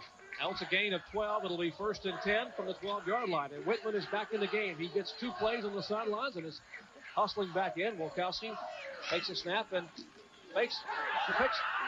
He turns it upfield down inside the 5-yard line. He had me fooled. I thought he gave the ball to Whitman. A great fake. Well, that's what you have to do when you're an option quarterback. You got to make that defense think different people are getting the ball. Wilkowski, who was a high school passing quarterback, came to Ithaca basically because he wanted to be a physical therapist. And they've got a great school at Ithaca, and he's a great student in it. But he learned to run the option, and now he's as good at throwing the ball and running the option. A very valuable football player. Wilkowski, a very intelligent student, a 3.0 grade point average in physical therapy. 2nd down, 2 yards to go. This time he does give the ball to Whitman, and he is hit right at the line of scrimmage.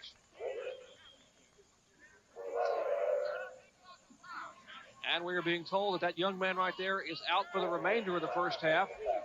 What a tough break for Steve Keller and for the Dayton Flyers. Their offense have been clicking. That young man there with his left knee taped. Mike Kelly and the Dayton coaches have to be awfully concerned. They will take him in the locker room at halftime and take a look. 3rd down and 1. Ithaca trying to get the first down. They are just 4 yards away from a touchdown. Pitch back to Whitman, and can he turn the corner? Yes, he will score. Running through the arms of Craig Swinson, the defensive end, who just about threw him for a yard loss back at the 5. Whitman just kept turning the legs and goes in to score. Yeah, Steve Willowait forced the pitch early enough where that should have been defense. Number 74, the captain, came in, forced the pitch. But Whitman is just so powerful. Watch number 74 come into your screen, force the pitch. He's a defensive tackle. He shouldn't be doing that. But when he runs through the tackle of Swenson, Whitman just too strong for this Dayton quick defense right now. And Sullivan for the extra point. It's up, and it is good.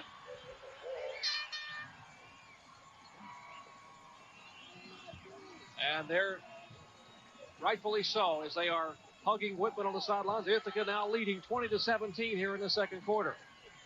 The 19th annual Amos Alonzo Stag Bowl. I tell you, Whitman has been, all the Ithaca guys are looking forward to, tonight after the game. They're going to stay overnight. But he may be too tired to do anything.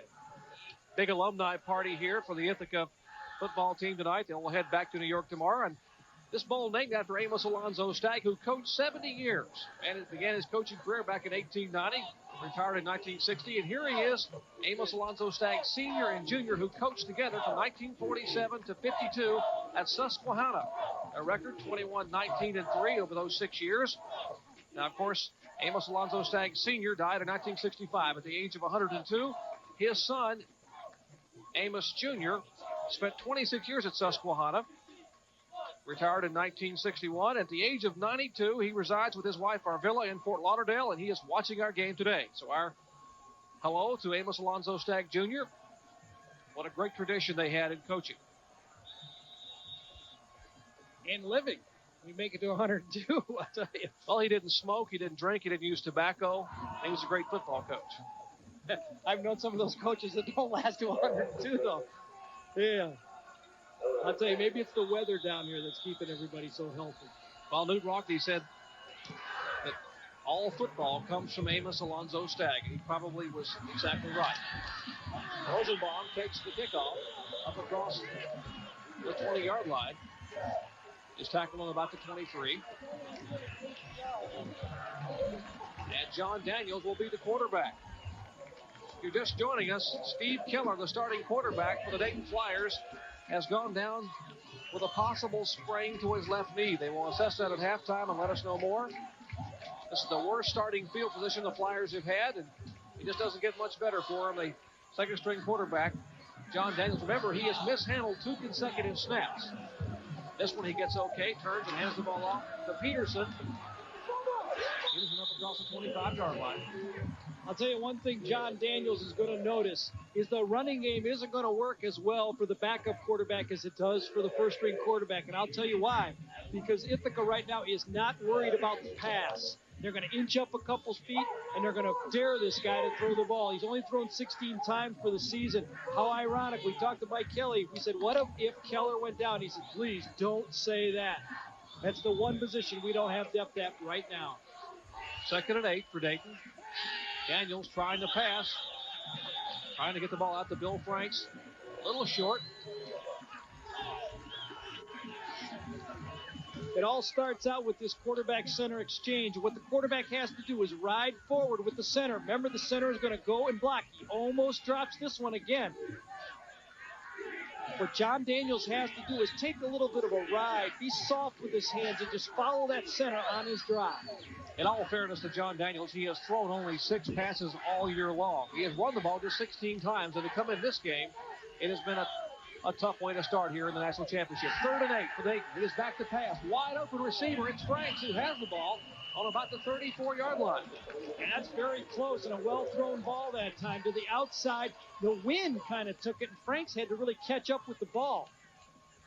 A little bit of an outcut. You see him set up, and watch the ball just get blown a little bit to the outside, and Franks gets his arms and his elbows underneath the ball and digs it out for a first down. Now that's what's going to help the running game. That certainly helps the confidence also of John Daniels. That was his 8th pass of the year, his 2nd of the day, and it's a completion to Franks. 1st and 10 for the Dayton Flyers. Ball on the 34-yard line. They turn and hand the ball back to Peterson off left tackle. He's across the 35. Gain of a couple.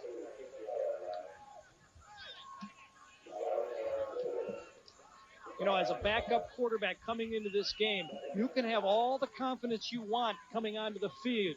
See him right now, 6 for 18 on the season coming into this football game. But what you have to do is gain the confidence of your football team and your staff. If he gets a couple of plays, everybody will get recharged and get that energy back to the level they had when they started out the game. You could almost see Dave Wilding, the Dayton offensive coordinator, taking a sigh of relief when he made that completion a minute ago, knowing the young man's going to get some confidence. Flag on the play.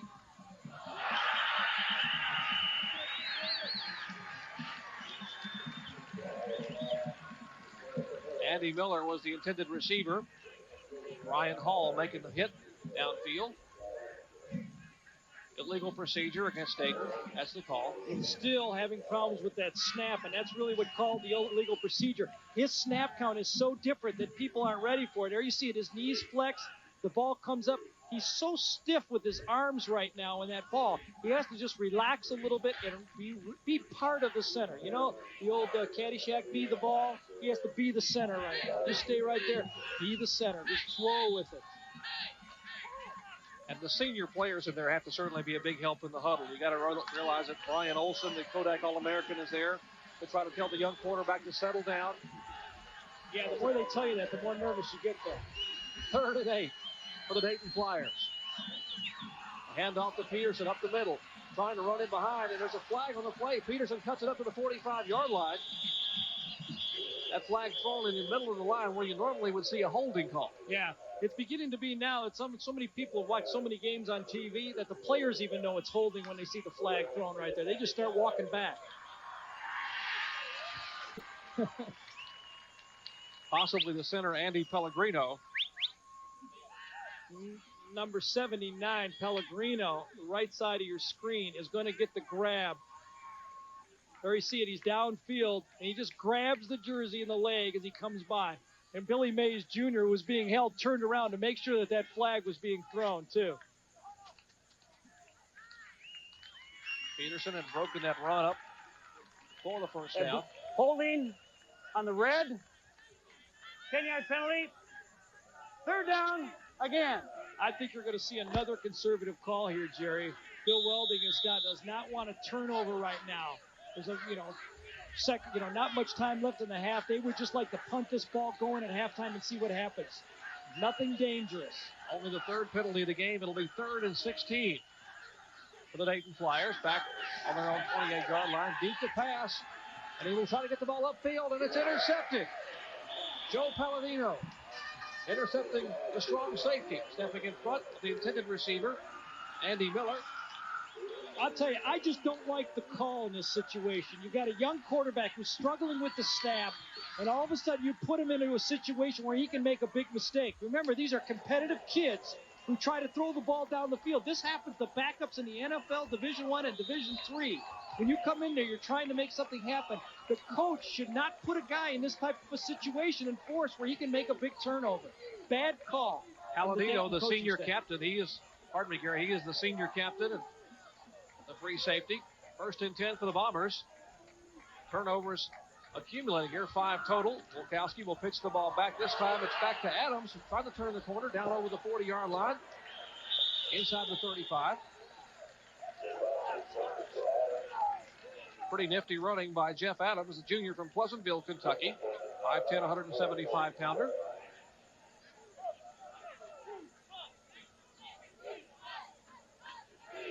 If you're the Dayton defense, you're probably looking for him to try to get the ball to Whitman almost every time. No huddle. Ithaca in the no huddle offense. He fakes it, brings it down, and will run upfield. Wilkowski now looked to try to get the ball out to Ishmaeloff. Tucked it in and ran down inside the 30-yard line. Across the 25. Yeah, Ithaca has used no-huddle offenses in every football game this year, sometimes not in a hurry-up situation. This is the hurry-up situation. When you have a senior in Wilkowski who's done it a number of times, he feels very comfortable in doing it. I wouldn't be surprised if they're going to, they're on the 22, 23-yard line. Obviously, they're threatening, but I wouldn't be surprised if they get this in the end zone. Jim Butterfield said the no-huddle is used to try to speed the game up and keep the defense off balance, trying to change the tempo of the game a little bit. 1st and 10, Wilkowski pitching it back to Whitman, and he is hit behind the line of scrimmage. A good tackle back there by Bob Cood. Number 96, the defensive end, coming across to tackle Whitman for the loss. Yeah, with 45 seconds to go, I'm very surprised to be seeing that option right now. Maybe a trap up the middle would work, but I'd like to see the ball in Todd Wilkowski's hands right now and throwing it. He's very hot. As you see Keller leaving the field, he's walking okay, but that knee does not look good. Spread the ball out and give the quarterback the chance to throw it here. 2nd and 12. 2nd and 12. There's 45 seconds to go till half. Wilkowski fakes, pumps, goes deep, trying to get to Ishmaeloff. And the ball is out of bounds in the end zone. Dave Petrucci, a senior from Salem, Ohio. He's the best all-around athlete on defense. He is there to swat it away. Yeah, I thought we were going to have another Stanford Cal play where he catches it and runs over the trombone player right here with the band. You see him push off Ishmaeloff right there, but he does not able to come up with the football. Actually, he was a little bit too wide on the play. Very well defense by the Dayton defense. Dave Petrucci normally wears number 22. He's wearing number 13 today because his jersey for the bowl game came in damaged. So he had changed numbers. He is wearing number 13 today. Pass to the left side, Ishmaeloff, and he is hit. No, it's an incomplete pass. He did not have possession. He was juggling the ball and took a lick just as he tried to catch the ball. I'll tell you, if he was not hit there just as that ball came, that would have been a completed pass. So that was perfect timing on the defense right there to stop a well-thrown ball by Wilkowski on that one. It'll be fourth down. Bring up fourth down. 36 seconds to go in the first half. The only play that was kind of out of whack on that one was the option play to the sideline. I think that really got them behind in downs, and they weren't able to comfortably throw the ball. This will be a 42-yard field goal attempt for Matt Sullivan. His family having flown to every game this year. His father from Key Biscayne, Florida. Young man from 42 yards. It's low, and it is blocked. And Petrucci will help shuffle the ball out of bounds, and Dayton will take over. Yeah, I think you called it, Jerry. I don't think that had a chance even if it wasn't blocked. It was low, and it was hooking very fast. You can see that that ball only was about 7 feet, 8 feet off the ground, and that would have never got there. So not a very well kicked ball. Coach Butterfield knew it. Didn't like that one. Almost looked like Sullivan just did not get the ball up at all. The ball was just going right over the top of his center. They just reached up and swatted it away. Yeah, I'm surprised if Dayton will do anything but almost fall on the football here right now. They're not going to drive the ball in 29 seconds down the field. I think the best play for Dayton right now would be to fall on the football. And remember, of course, the Dayton quarterback is not the starter. This is John Daniels, the young man who has fumbled at least 2 snaps from center. Yeah, it bobbled about 4 others, I think, so far. He needs to settle down at halftime. He knows he's the man. He's going to find out now that Keller can't play anymore or not at halftime, and he's going to have to step up and be the man in the second half. John Daniels over the center. Just 29 seconds to remain in the first half. And he will hand the ball off. A safe handoff inside to Pat Hoppecker, the fullback. The clock now winding down. Less than 20 seconds to go. Well, the story of this first half, Jerry, has been the injury, I think, and the emergence of Wilkowski able to throw the ball very comfortably to get Ithaca back in this football game. It's been 2 different quarters. The first quarter was all Dayton. Then the momentum shifted. The second quarter was all Ithaca. We're at halftime of the Amos Alonzo Stag Bowl, with the Ithaca Bombers leading 20-17 over the Dayton Flyers. Back with more from Bradenton after this. Stay with us. It's gone. But it isn't. Vicks introduces an incredible new cough drop. It's gone, but it isn't. A cough drop so powerful, it keeps on working even after the drop is gone. It's extra strength Vicks, a new kind of Vicks with twice the Vicks Vapor Medicine to relieve your cough and help your scratchy throat and stuffy nose feel better, even after the drop is gone. New extra strength Vicks, extra strong to work. Even after it's gone. Enemy in the open. Moving up on your right, Bravo 2. Fire! I'm 30 miles from the action, but I'm responsible for a digital communication link between headquarters and brigade. Heavy tank, checkpoint 1. If the data isn't programmed right, 5,000 troops could be cut off. Enemy forces together. But I'd never let that happen to my brigade. On board, is eliminated. Be all that you can be. You did it, sir. Outstanding. Get an edge on life in the Army. My wife sent me to Payless for some shoes. I didn't even know Payless had men's shoes. Well, right away I liked the place because there's no salespeople breathing down your neck, and they got all the shoes out. So you don't have to keep saying, you got this in a 10? Have you got this in a 10? For once, I get a pair of shoes I like with no hassle. You ought to call it painless. Hurry into Payless and find these men's shoes on sale starting at just $12.99 for shoe shopping that's painless. Who'd have guessed? Payless. Welcome back to Bradenton, Florida. We're at halftime where the Ithaca Bombers lead 20-17. With the Heisman Trophy being awarded later today, it'll mean prestige and lots of money for one individual, as Mitch Albom explains.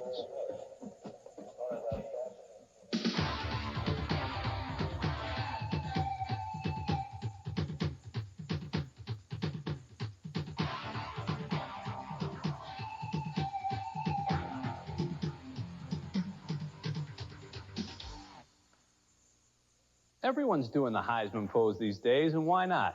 The award's worth fame, glory, maybe millions of dollars. But it wasn't always that way. This is the original Heisman Trophy, awarded for the first time in 1935. And to be honest, it wasn't that big a deal to the man who won it. Well, I didn't know what it was First I heard about it was I received a wire, Western Union at the fraternity house, advising me that I'd won the trophy, and I kept it at the fraternity house. And then when I graduated, I gave it to my Aunt Gussie, who lived on the north side, who was a very good friend of mine.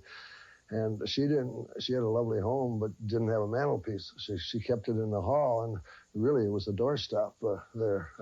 And with the arm outstretched, it was a nice place to throw your hat when you came in. Besides being Aunt Gussie's furniture supplier, Jay Berwanger was an All-American tailback at the University of Chicago. He also passed, punted, returned kicks, and played linebacker. Not only did Berwanger win the first Heisman Trophy, but some believe he was actually the model for the statue. It looks like it. And my first wife said she was sure that it was me because my socks were down around my shoe tops, and they always were when I was playing. You look at the picture and you decide. It is kind of suspicious, isn't it? You look at it and you decide. You be the judge. I'm not going to say. From Boston College, Doug Flutie. The Detroit Lions select Andre Ware, quarterback, Houston. The Heisman today means big money, big headlines, and also big pressure. Even though you don't want it to be, I mean, it's like a big burden on you, man, just to go out and have to produce. You know, the Heisman's gotten to be a negative type of thing where the reporters have made it negative, where they pick out your negative points. They nitpick at you. Nobody nitpicked at Jay Berwanger. People barely noticed him.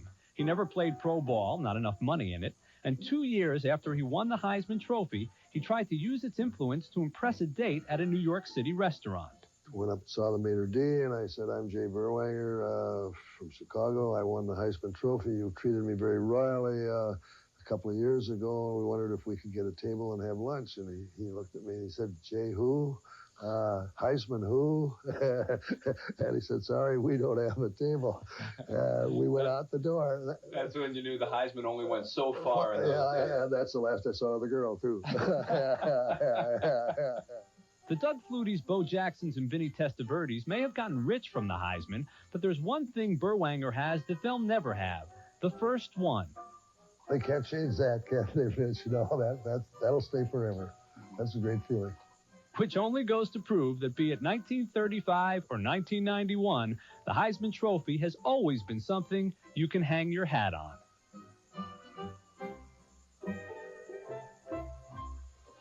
Yes, indeed. Football has changed quite a bit over the years. We're at halftime here on the Amos Alonzo Stag Bowl. Ithaca leading 20-17.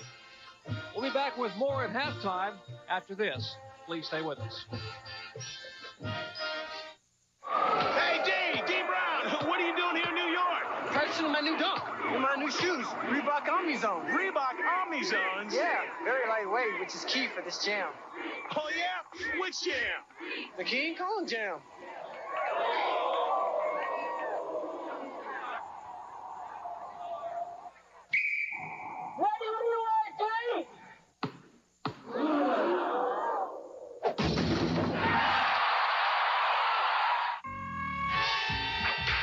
The adult world is designed to keep us moving. And while this may make us more efficient, it's not exactly a party. Luckily, technology has produced a cure. It's called a Game Boy, the personal game-playing system from Nintendo, with lots of sports, action, and puzzle games to choose from. And it comes with a puzzle game Tetris. It could change your outlook. I'm sorry, sir. Your flight's been delayed. Cool.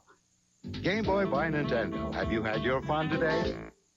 Maybe you've heard that taking drugs or drinking can make you happier, smarter, less inhibited. Doherty under pressure and sacked on the play. Darren headlock. Blitz. Drugs and alcohol won't open your mind. They just close the door on your future. If you or someone you know needs help or information concerning drug abuse, call this toll-free number, 1-800-662-HELP. This message provided by the NCAA. Welcome back to Hawkins Stadium. All the beautiful pageantry at halftime here at the Division III Championship. The Thrifty Car Rental Holiday Bowl on December 30th will mark the end of Matt Rogers' collegiate career at Iowa. As one of the top quarterbacks in the Big Ten, Matt has made his dad proud both on and off the field. As a high school All-American near Boston, Matt Rogers never pictured himself taking the field as Iowa's quarterback. I'd never thought that I'd come here just because it was so far away from home. I wanted to stay a little closer. And, I fell in love with the place when I got here. The Hawkeyes can thank Matt's dad, a two-time captain on the Iowa basketball team in the 60s, who encouraged his son to at least visit the campus. But as the coach of the Boston Celtics, Jimmy Rogers seldom got away to see his son play, until Jimmy got fired in 1990.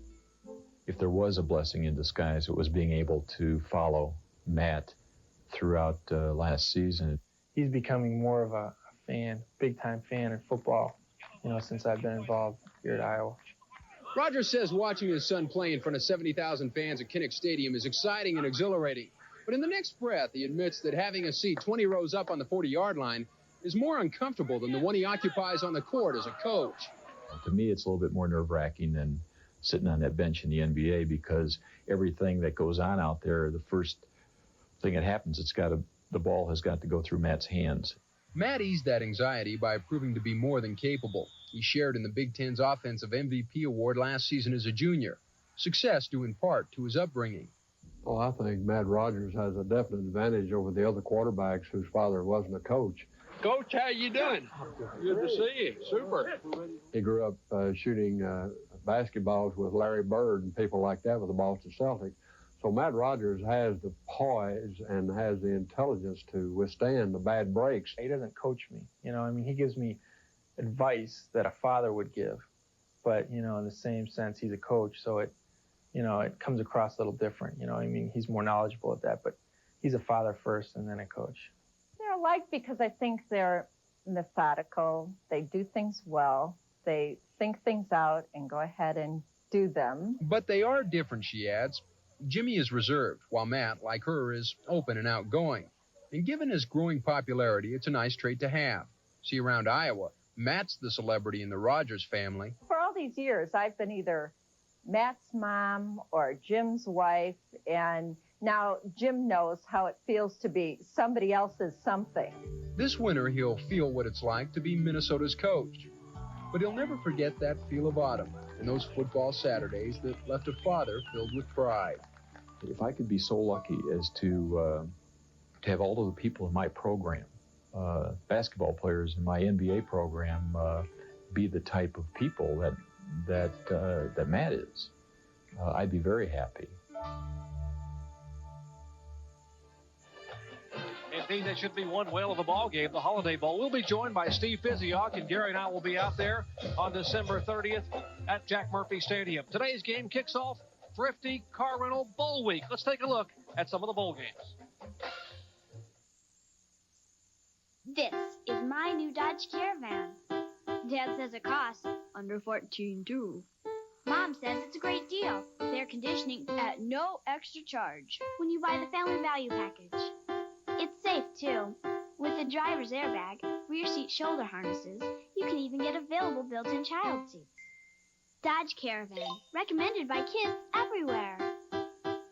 See Bob Haas, Gladstone, Raytown, Beerworth, Dale Martins, Weinberg, and John Wallace Dodge. Wheelers Cycling and Fitness invite you to walk, ride, train, shape up with Schwinn during Wheeler's special sale this week on the Smooth Treadmill, the original Airdyne, or the new Bowflex. But hurry, the sale ends soon and is only found at Wheeler's original Schwinn headquarters at 83rd and Warnell Road, or the newest one at 63rd and Plum and Shawnee. Wheeler's Cycling and Fitness. On Florida's west coast in Manatee County, just south of St. Petersburg in Tampa, where Tampa Bay meets the Gulf of Mexico. 2 hours southwest of Disney World, Manatee County has miles and miles of crystal blue waters and sugar white beaches. Water activities abound in the beautiful Gulf and pristine bays, including some of the best fishing anywhere. Onshore, Manatee County has over 30 championship golf courses. This subtropical paradise has a variety of affordable accommodations for visitors. Tourism is the #1 industry, but an increasing number of national corporations are calling Manatee County home, contributing to a vibrant, well-rounded economic base. Manatee County's rich heritage is kept alive with celebrations and festivals held year-round. The cities of Bradenton and Palmetto, along with the offshore islands of Anna Maria and Longboat Key, welcome you to Manatee County. A great place to visit, a great place to live.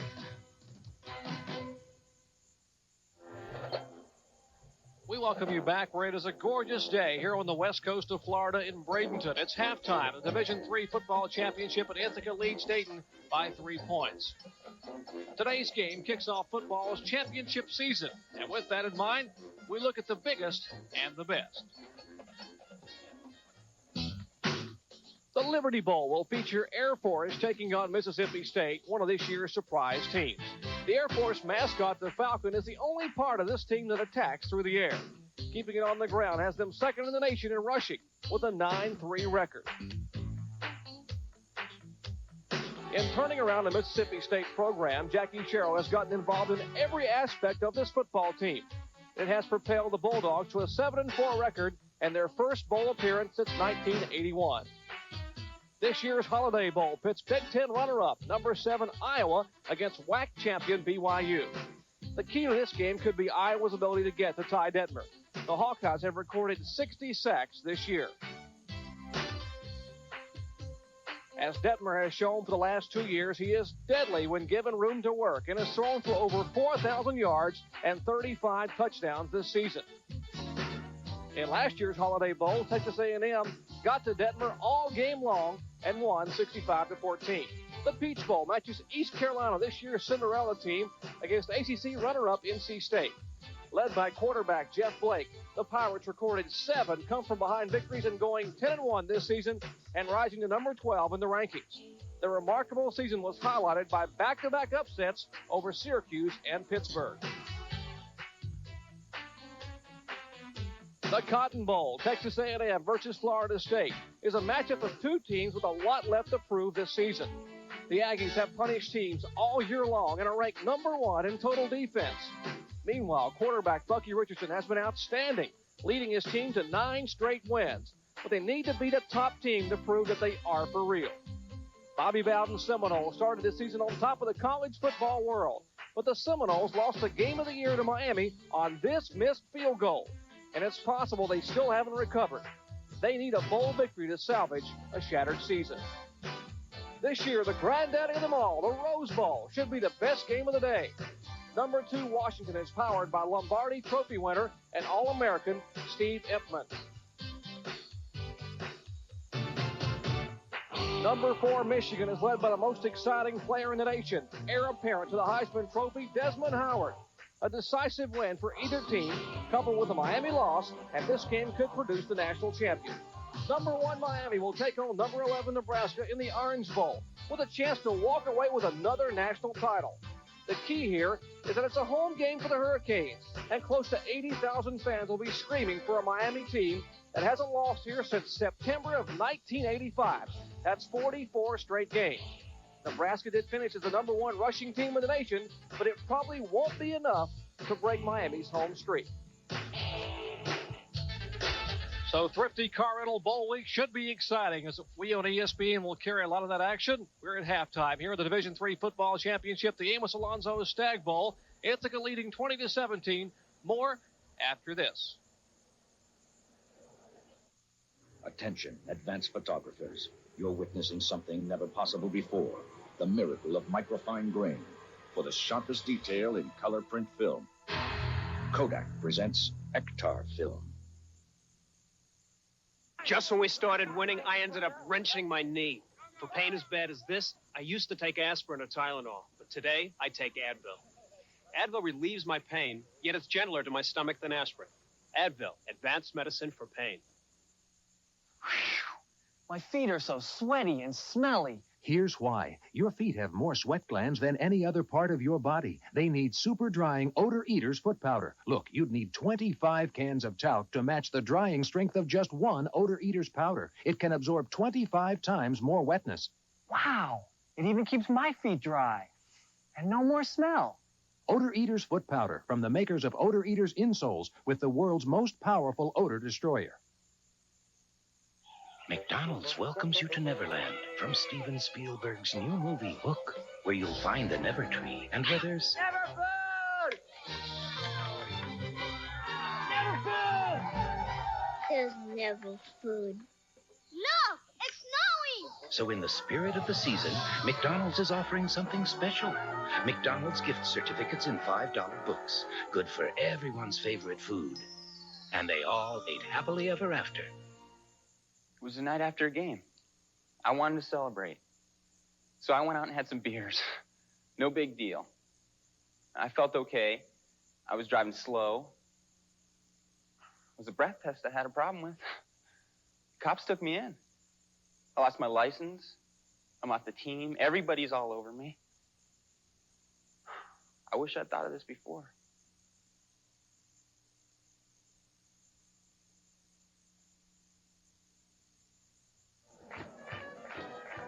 All right, welcome back. We're in the middle of this Division III Bowl Championship, but it kind of brings up the questions of whether the big guys will want some type of a bowl championship, a national championship for the Nebraskas and the Miamis. And I think the thing that sticks out the most when you start talking about national championship is a little bit of the hypocrisy of a Miami being able to play for the national championship on their home field. I mean, Dick Vitale would pull whatever hair he's got out of his head. That he gets upset about first-round basketball games being played at home. Can you imagine playing the national championship on your home field? And I think it also brings up the fact that Notre Dame, the high-profile team, gets into the Sugar Bowl. Why maybe a Penn State could get into that game because they're the much stronger team right now. I think I was against the type of a playoff format, but the bowl games have to be taken into consideration because they're played a month and a half later. I don't think any easy answer for us. This is going to happen, and we're not going to be able to solve the problems of an easy national championship overnight. We'll be back in a few minutes for the second half action of the Stag Bowl.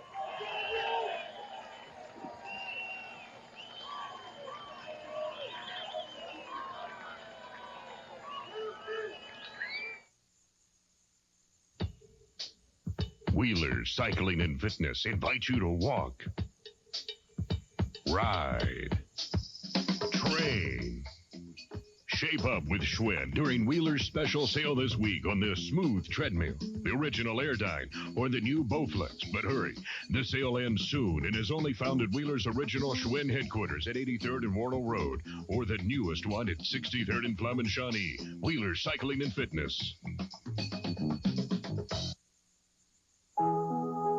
Every so often, the wind carries misfortune. The snowfall can paralyze, and the rain washes away dreams. But we go on, together, helping each other rebuild, helping each other dream again. Because severe weather is less frightening when you're prepared for it, we bring you the Weather Channel. Weather you can always turn to. Dayton, Florida, where Ithaca has a 3-point lead at the half. Gary, a lot of excitement in the first half. The quarters were different from momentum, and a lot of first half highlights. Yeah, I think Whitman has been the story of this football game so far for Ithaca. They have not been able to stop this guy when he gets his shoulders turned upfield. Watch this. He makes 1, 2, a great move to the outside, then cuts back. Goes about 205 pounds, but his strength running the ball has really been an inspiration. The only thing I question is if he can stay fresh enough. Now, what's really helped is Wilkowski's been able to get over the early game jitters. It was, I think, this play right here to Ismailov, the leading receiver for Ithaca, that really turned it around. Off the option play, Ismailov catches it behind the Dayton secondary for the big touchdown and turned the tides. But nothing's been bigger than this injury to the quarterback for Dayton Keller. It happened earlier on a scramble, and this is the second time he tried to scramble. And when he cuts, you can see his left knee go out from under him. And if they do not have their quarterback, it's going to be a tough second half for Dayton.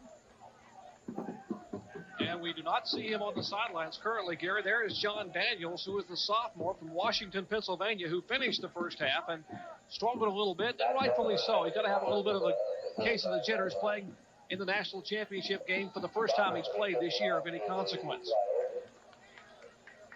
Deep to receive, Keith Miller for the Dayton Flyers. Getting set to kick off for Ithaca. That is Matt Sullivan. Ithaca up by 3. We're set for the second half kickoff. Miller takes the kickoff across the 15, 20-yard line. He's tripped up, just crossing the 20 and falls forward to about the 25. Both teams have been doing about what they want to do. I mean, the stats are fairly even. We knew we'd have a pretty close football game here. The only big mystery right here, the turnovers, 3 and 2. I thought that was very dangerous at the end of the half when they let them throw late in the half like that. They got away with it, though. And I think the passing of Wachowski late in the second quarter and through the second quarter has really turned the game around for Ithaca. They have to be feeling good. We'll see if John Daniels can get the Flyer offense moving. When Keller went down, so did their offensive production. He will turn and hand the ball up the middle. And Peterson is met at the line of scrimmage with a grinding tackle. Maybe got a yard. It'll be second down for Dayton. Now you can just hear what the Ithaca coaches were saying to their guys at halftime. We've got a young quarterback, John Daniels, in there, a sophomore. He's only thrown 16 passes all year. They haven't given him a lot of playing time. We've got to take advantage of this and force them to throw the ball. We must shut down the running game early in the third quarter.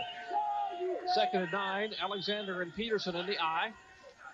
Behind Daniels. Daniels back to pass, looking upfield. And he's trying, almost thrown for the sack. Just barely gets the ball away, trying to get the ball up to Sean Taylor, the flanker. Yeah, Finneran, number 55, had him by the shoulder, but he was able to shake loose and get rid of that ball. Nice job. 3rd and 9 right here. You see the snap. That's been a problem early in this game for him so far. He gets back. Nothing really open. He's afraid to make the mistake right there, but is able to shake loose from the sack from Rod Finneran, number 55, the senior, and get it back to 3rd and 9. Again, this situation, Dayton likes to run the draw. John Daniel just 1 of 5. Substitution, Bill Franks and Andy Miller going in as the receivers. It'll be 3rd and 9 for Dayton. Ball on the 25-yard line. And you called it. They hand the ball off to the inside to Peterson, and he will not get the first down. It's up to the 30-yard line, and Dayton will have to punt. Yeah, Ithaca knew that, too. They smelled it out. They were going to stay with their linebackers there until he passed the tailback. Right now, Mike Kelly's saying we've got to play defense. We've got to get the momentum back in this game. Look for a turnover before we put a lot of pressure on our backup quarterback, John Daniels. Brad Burns back to punt. Joe Palladino and Nick Ishmaloff back to field it. And it's not a very good punt. It will bound out of bounds about the 49-yard line. Yeah, that's exactly. A 23-yard kick. Shanked it, and the wind didn't help him at all. Once it started to turn right, it just flew out of bounds.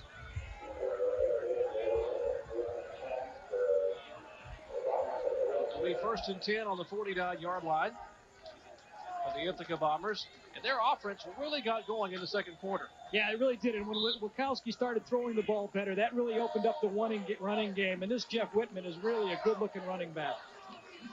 Just a junior, runs a 4.640. Slayton and Ishmaloff, the receiver, split to the right side. Split backfield. Whitman gets a toss, and it's running upfield across the 50 to the 45, and ridden out of bounds about the 42-yard line. You know, Jerry, we talked about Whitman, what an outstanding game he's had. Wilkowski and Ishmael, they're the stat men. They're the guys that get all the stats. But Jeff Adams, number 24, is just having an outstanding game. For the option football to work, the lead back has to take the outside knee, and he does it the way they draw it up in the clinics. And that makes it easy. There you see Ismailov out there blocking. But when you have a lead blocker able to take out that last defender, you can have successful option offense. 2nd and 2. Whitman just having a career day. 17 carries for 127 yards. Tremendous day. Wilkowski back to pass, looking over the middle, and it's almost intercepted. Trying to get the ball upfield to Ken Szymanski, the junior from Fairfield, Connecticut. He had double coverage. Yeah, Szymanski was trying to get the pass in the zone, kind of in the seams. The ball was thrown a little bit late that time. You'll see the ball come to him, and it's kind of a jump ball situation. Szymanski does a good job of just being able to keep that ball from being intercepted because that was up for grabs. That'll bring up 3rd down and 2 for the Ithaca offense. See if they go with the fullback, Whitman, to try to get the first down. They will turn, and Wilkowski tucks it up. It looks like he may have gotten the first down. Yeah, it's going to be very close, but that was the good play that time.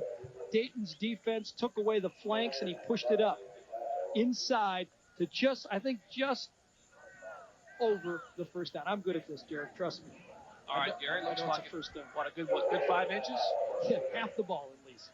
Now, are you better than Joe Theismann at picking these things from the booth? You heard me, didn't you? I was doing that in the Hawaii game, getting on him. Joe, nothing personal, but I'm a master at this.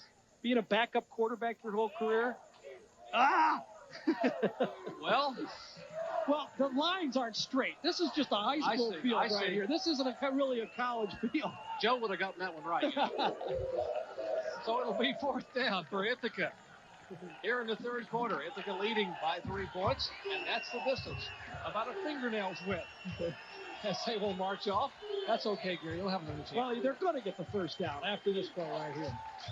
And the Bombers will go for it, and why not? With the kind of beef they've got on an offensive front and a counter like Jeff Whitman back there, we'll see if the Dayton Flyers can stop them. Split backfield. Whitman and Adams, and the quarterback sneak for the first down.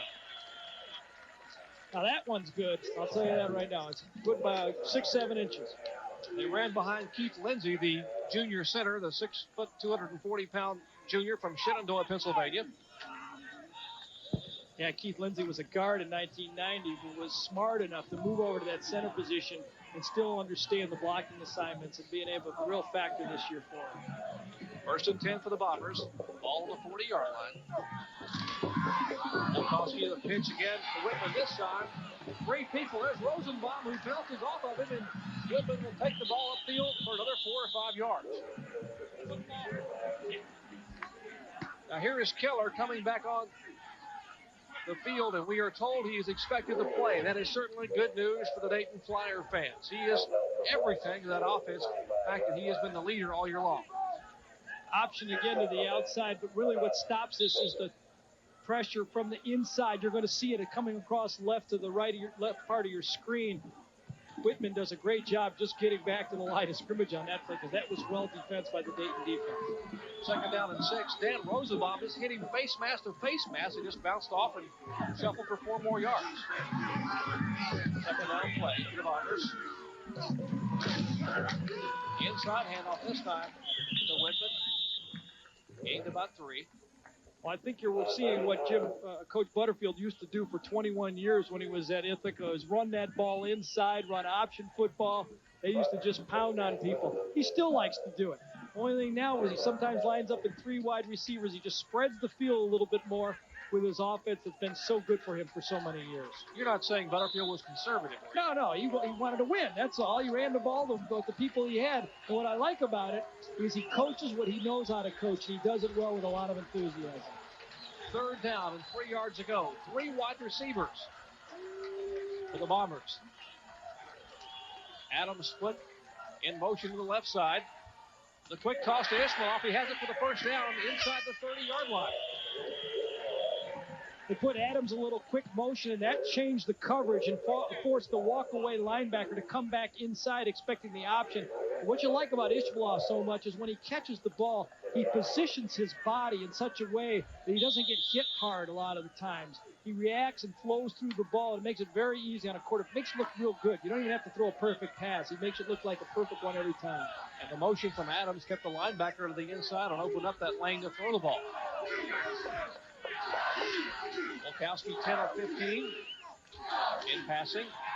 Over the middle to the tight end who has it inside the 10 down toward the 5-yard line. That's Bill Gamble, the converted offensive lineman. Pretty good hands. He's got the best hands I've ever seen for an offensive lineman. Goes over an offensive line and a tight end off the little bit of action to the inside. The linebackers have to step up. He just popped the ball. You throw it right at his numbers when he's that far away. It's like a long handoff, and you're into the secondary with a big guy with those little defensive backs hitting you. That's from learning to hold all that pass block. That's right. Good hands for a hold. Grab him. Gain of 16, the 9th play of the drive for the Ithaca Bombers inside the 10-yard line. 1st and goal. Again, Volkowski back, and they will catch Whitman across the line of scrimmage, number 78. That is Gene Payton, the defensive end. He was standing there waiting on Jeff Whitman to get the pitch. Yeah, he forced it outside, and it looked to me like Volkowski pitched that ball too soon. Sometimes you can pitch it off of the wrong player, and you can see it. Outside the end, he pitches it too quick, and then play is made by the person the quarterback is supposed to account for in option football.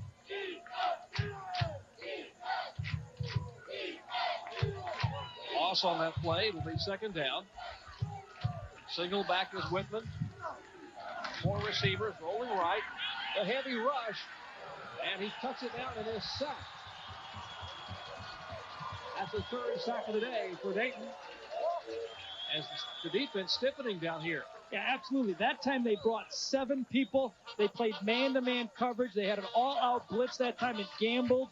Ithaca was able to get outside of the pocket, but he did not have anyone open. Great coverage. Give a little bit of credit to the secondary on that one. There was no one open to throw to. Now they're in the 3rd and long situation. I expect Dayton now will sit back in that zone and make something happen in front of them and force the field goal. No surprise, Dayton only allowing 86 yards rushing per game on the ground and just a little over 8 points a game. 3rd down. 1-step drop, and he tried to hit Ismail and it's intercepted over the middle. That is Rosenbaum, Dan Rosenbaum, the senior. 3rd interception of the day for the Dayton Flyers. So they snuff the threat from the Ithaca Bombers. Watch Todd Wilkowski pump on a quick slant. He just got the receiver, and Rosenbaum cuts inside to make the interception. He had 4 going into the game, and he's had a great one there. That's the 3rd turnover for Ithaca. We'll have more from the Amos Alonso Stackpole in Bradenton, Florida after this.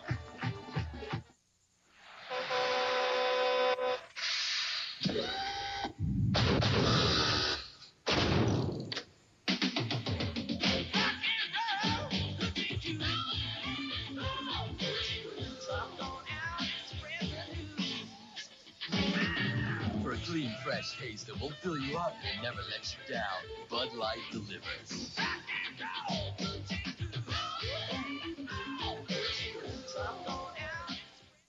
Rock and roll. Want to know how much action, adventure, and excitement went into the making of Point Break? Rent this free behind-the-scenes video at your video store now. Go on location with Patrick Swayze and Keanu Reeves. It was an opportunity for me to sort out my adrenaline junkie side. Ride the wave of action. Rent this free behind-the-scenes video today. Then rent Point Break on January 16th. 100% pure adrenaline. Point Break, rated R. It's wintertime at your Chevy Geo dealer. A great time to get big deals on Chevrolets. $1,000 cash back. Hey, that's worth more than my baseball card. During wintertime, you can get cash back or low wintertime financing with no payments for 90 days on Chevy. With deals like these, anybody can be a winner. Dad, it's Bob Uecker. Hey, kid, you want an autograph? No, thanks. Are you kidding? Sure you can have 2. Great kid. See your Chevy Geo dealer today. Back in Bradenton, Florida, just moments ago, a big cheer from the crowd when Steve Keller trotted on the field. Yeah, limps might be better. Keller is 7 for 9, 62 yards, 1 touchdown and 1 interception. He is still limping. We'll have to keep an eye on it. He will turn and hand the ball to Keith Miller. Very little gain. Gary, I've got to ask you see him limping out on the field there. He's a right-handed quarterback. It's his left knee. How does that affect him being able to throw the ball? Well, it's going to affect him in everything he does. In ball handling, in throwing, he won't be able to run the option with any ability like he did before. But what he does bring, at least they're going to get that center snap.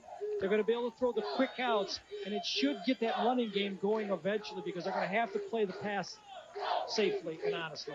2nd and 10. Hofecker and Miller are the 2 backs in the eye. The pitch goes back to Miller, who tries to cut inside. Gains a couple up toward the 10-yard line. Good job by Rob Bitterin there, number 55. Played off the block, forced it inside with his inside shoulder where he knew he had help and came back onto the inside to make the tackle. Now, if you're a defensive player, you're a defensive end or a lineman, you realize this quarterback has minimal mobility. Yeah, you're going to know where the rush point is when you're going in after him. He's not going to get outside the pocket. You're going to be able to take a strong angle for him and force him to throw the ball inside the pocket, and you're going to be able to easily zero in on him. Hands off again to Miller, and this time he is met at the line of scrimmage. That was Charles Kurtz, a defensive tackle, making that stop on Miller for no gain. It'll bring up 4th and 8, and they will have to punt. Brad Burns, the punter, goes in, and very gingerly, Steve Keller comes off the field. 7.5 minutes remaining in the 3rd quarter. Glad to have you with us. Ithaca leading 20-17. Running from his own end zone, Brad Burns, and a very poor kick. They will mark that kick out of bounds at about the 32-yard line. So Ithaca gets great field position once again, leading by 3 points here in the third quarter. We're at the Division III championship, the Amos Alonzo Stag Bowl. The Ithaca Bombers lead by 3. Back after this.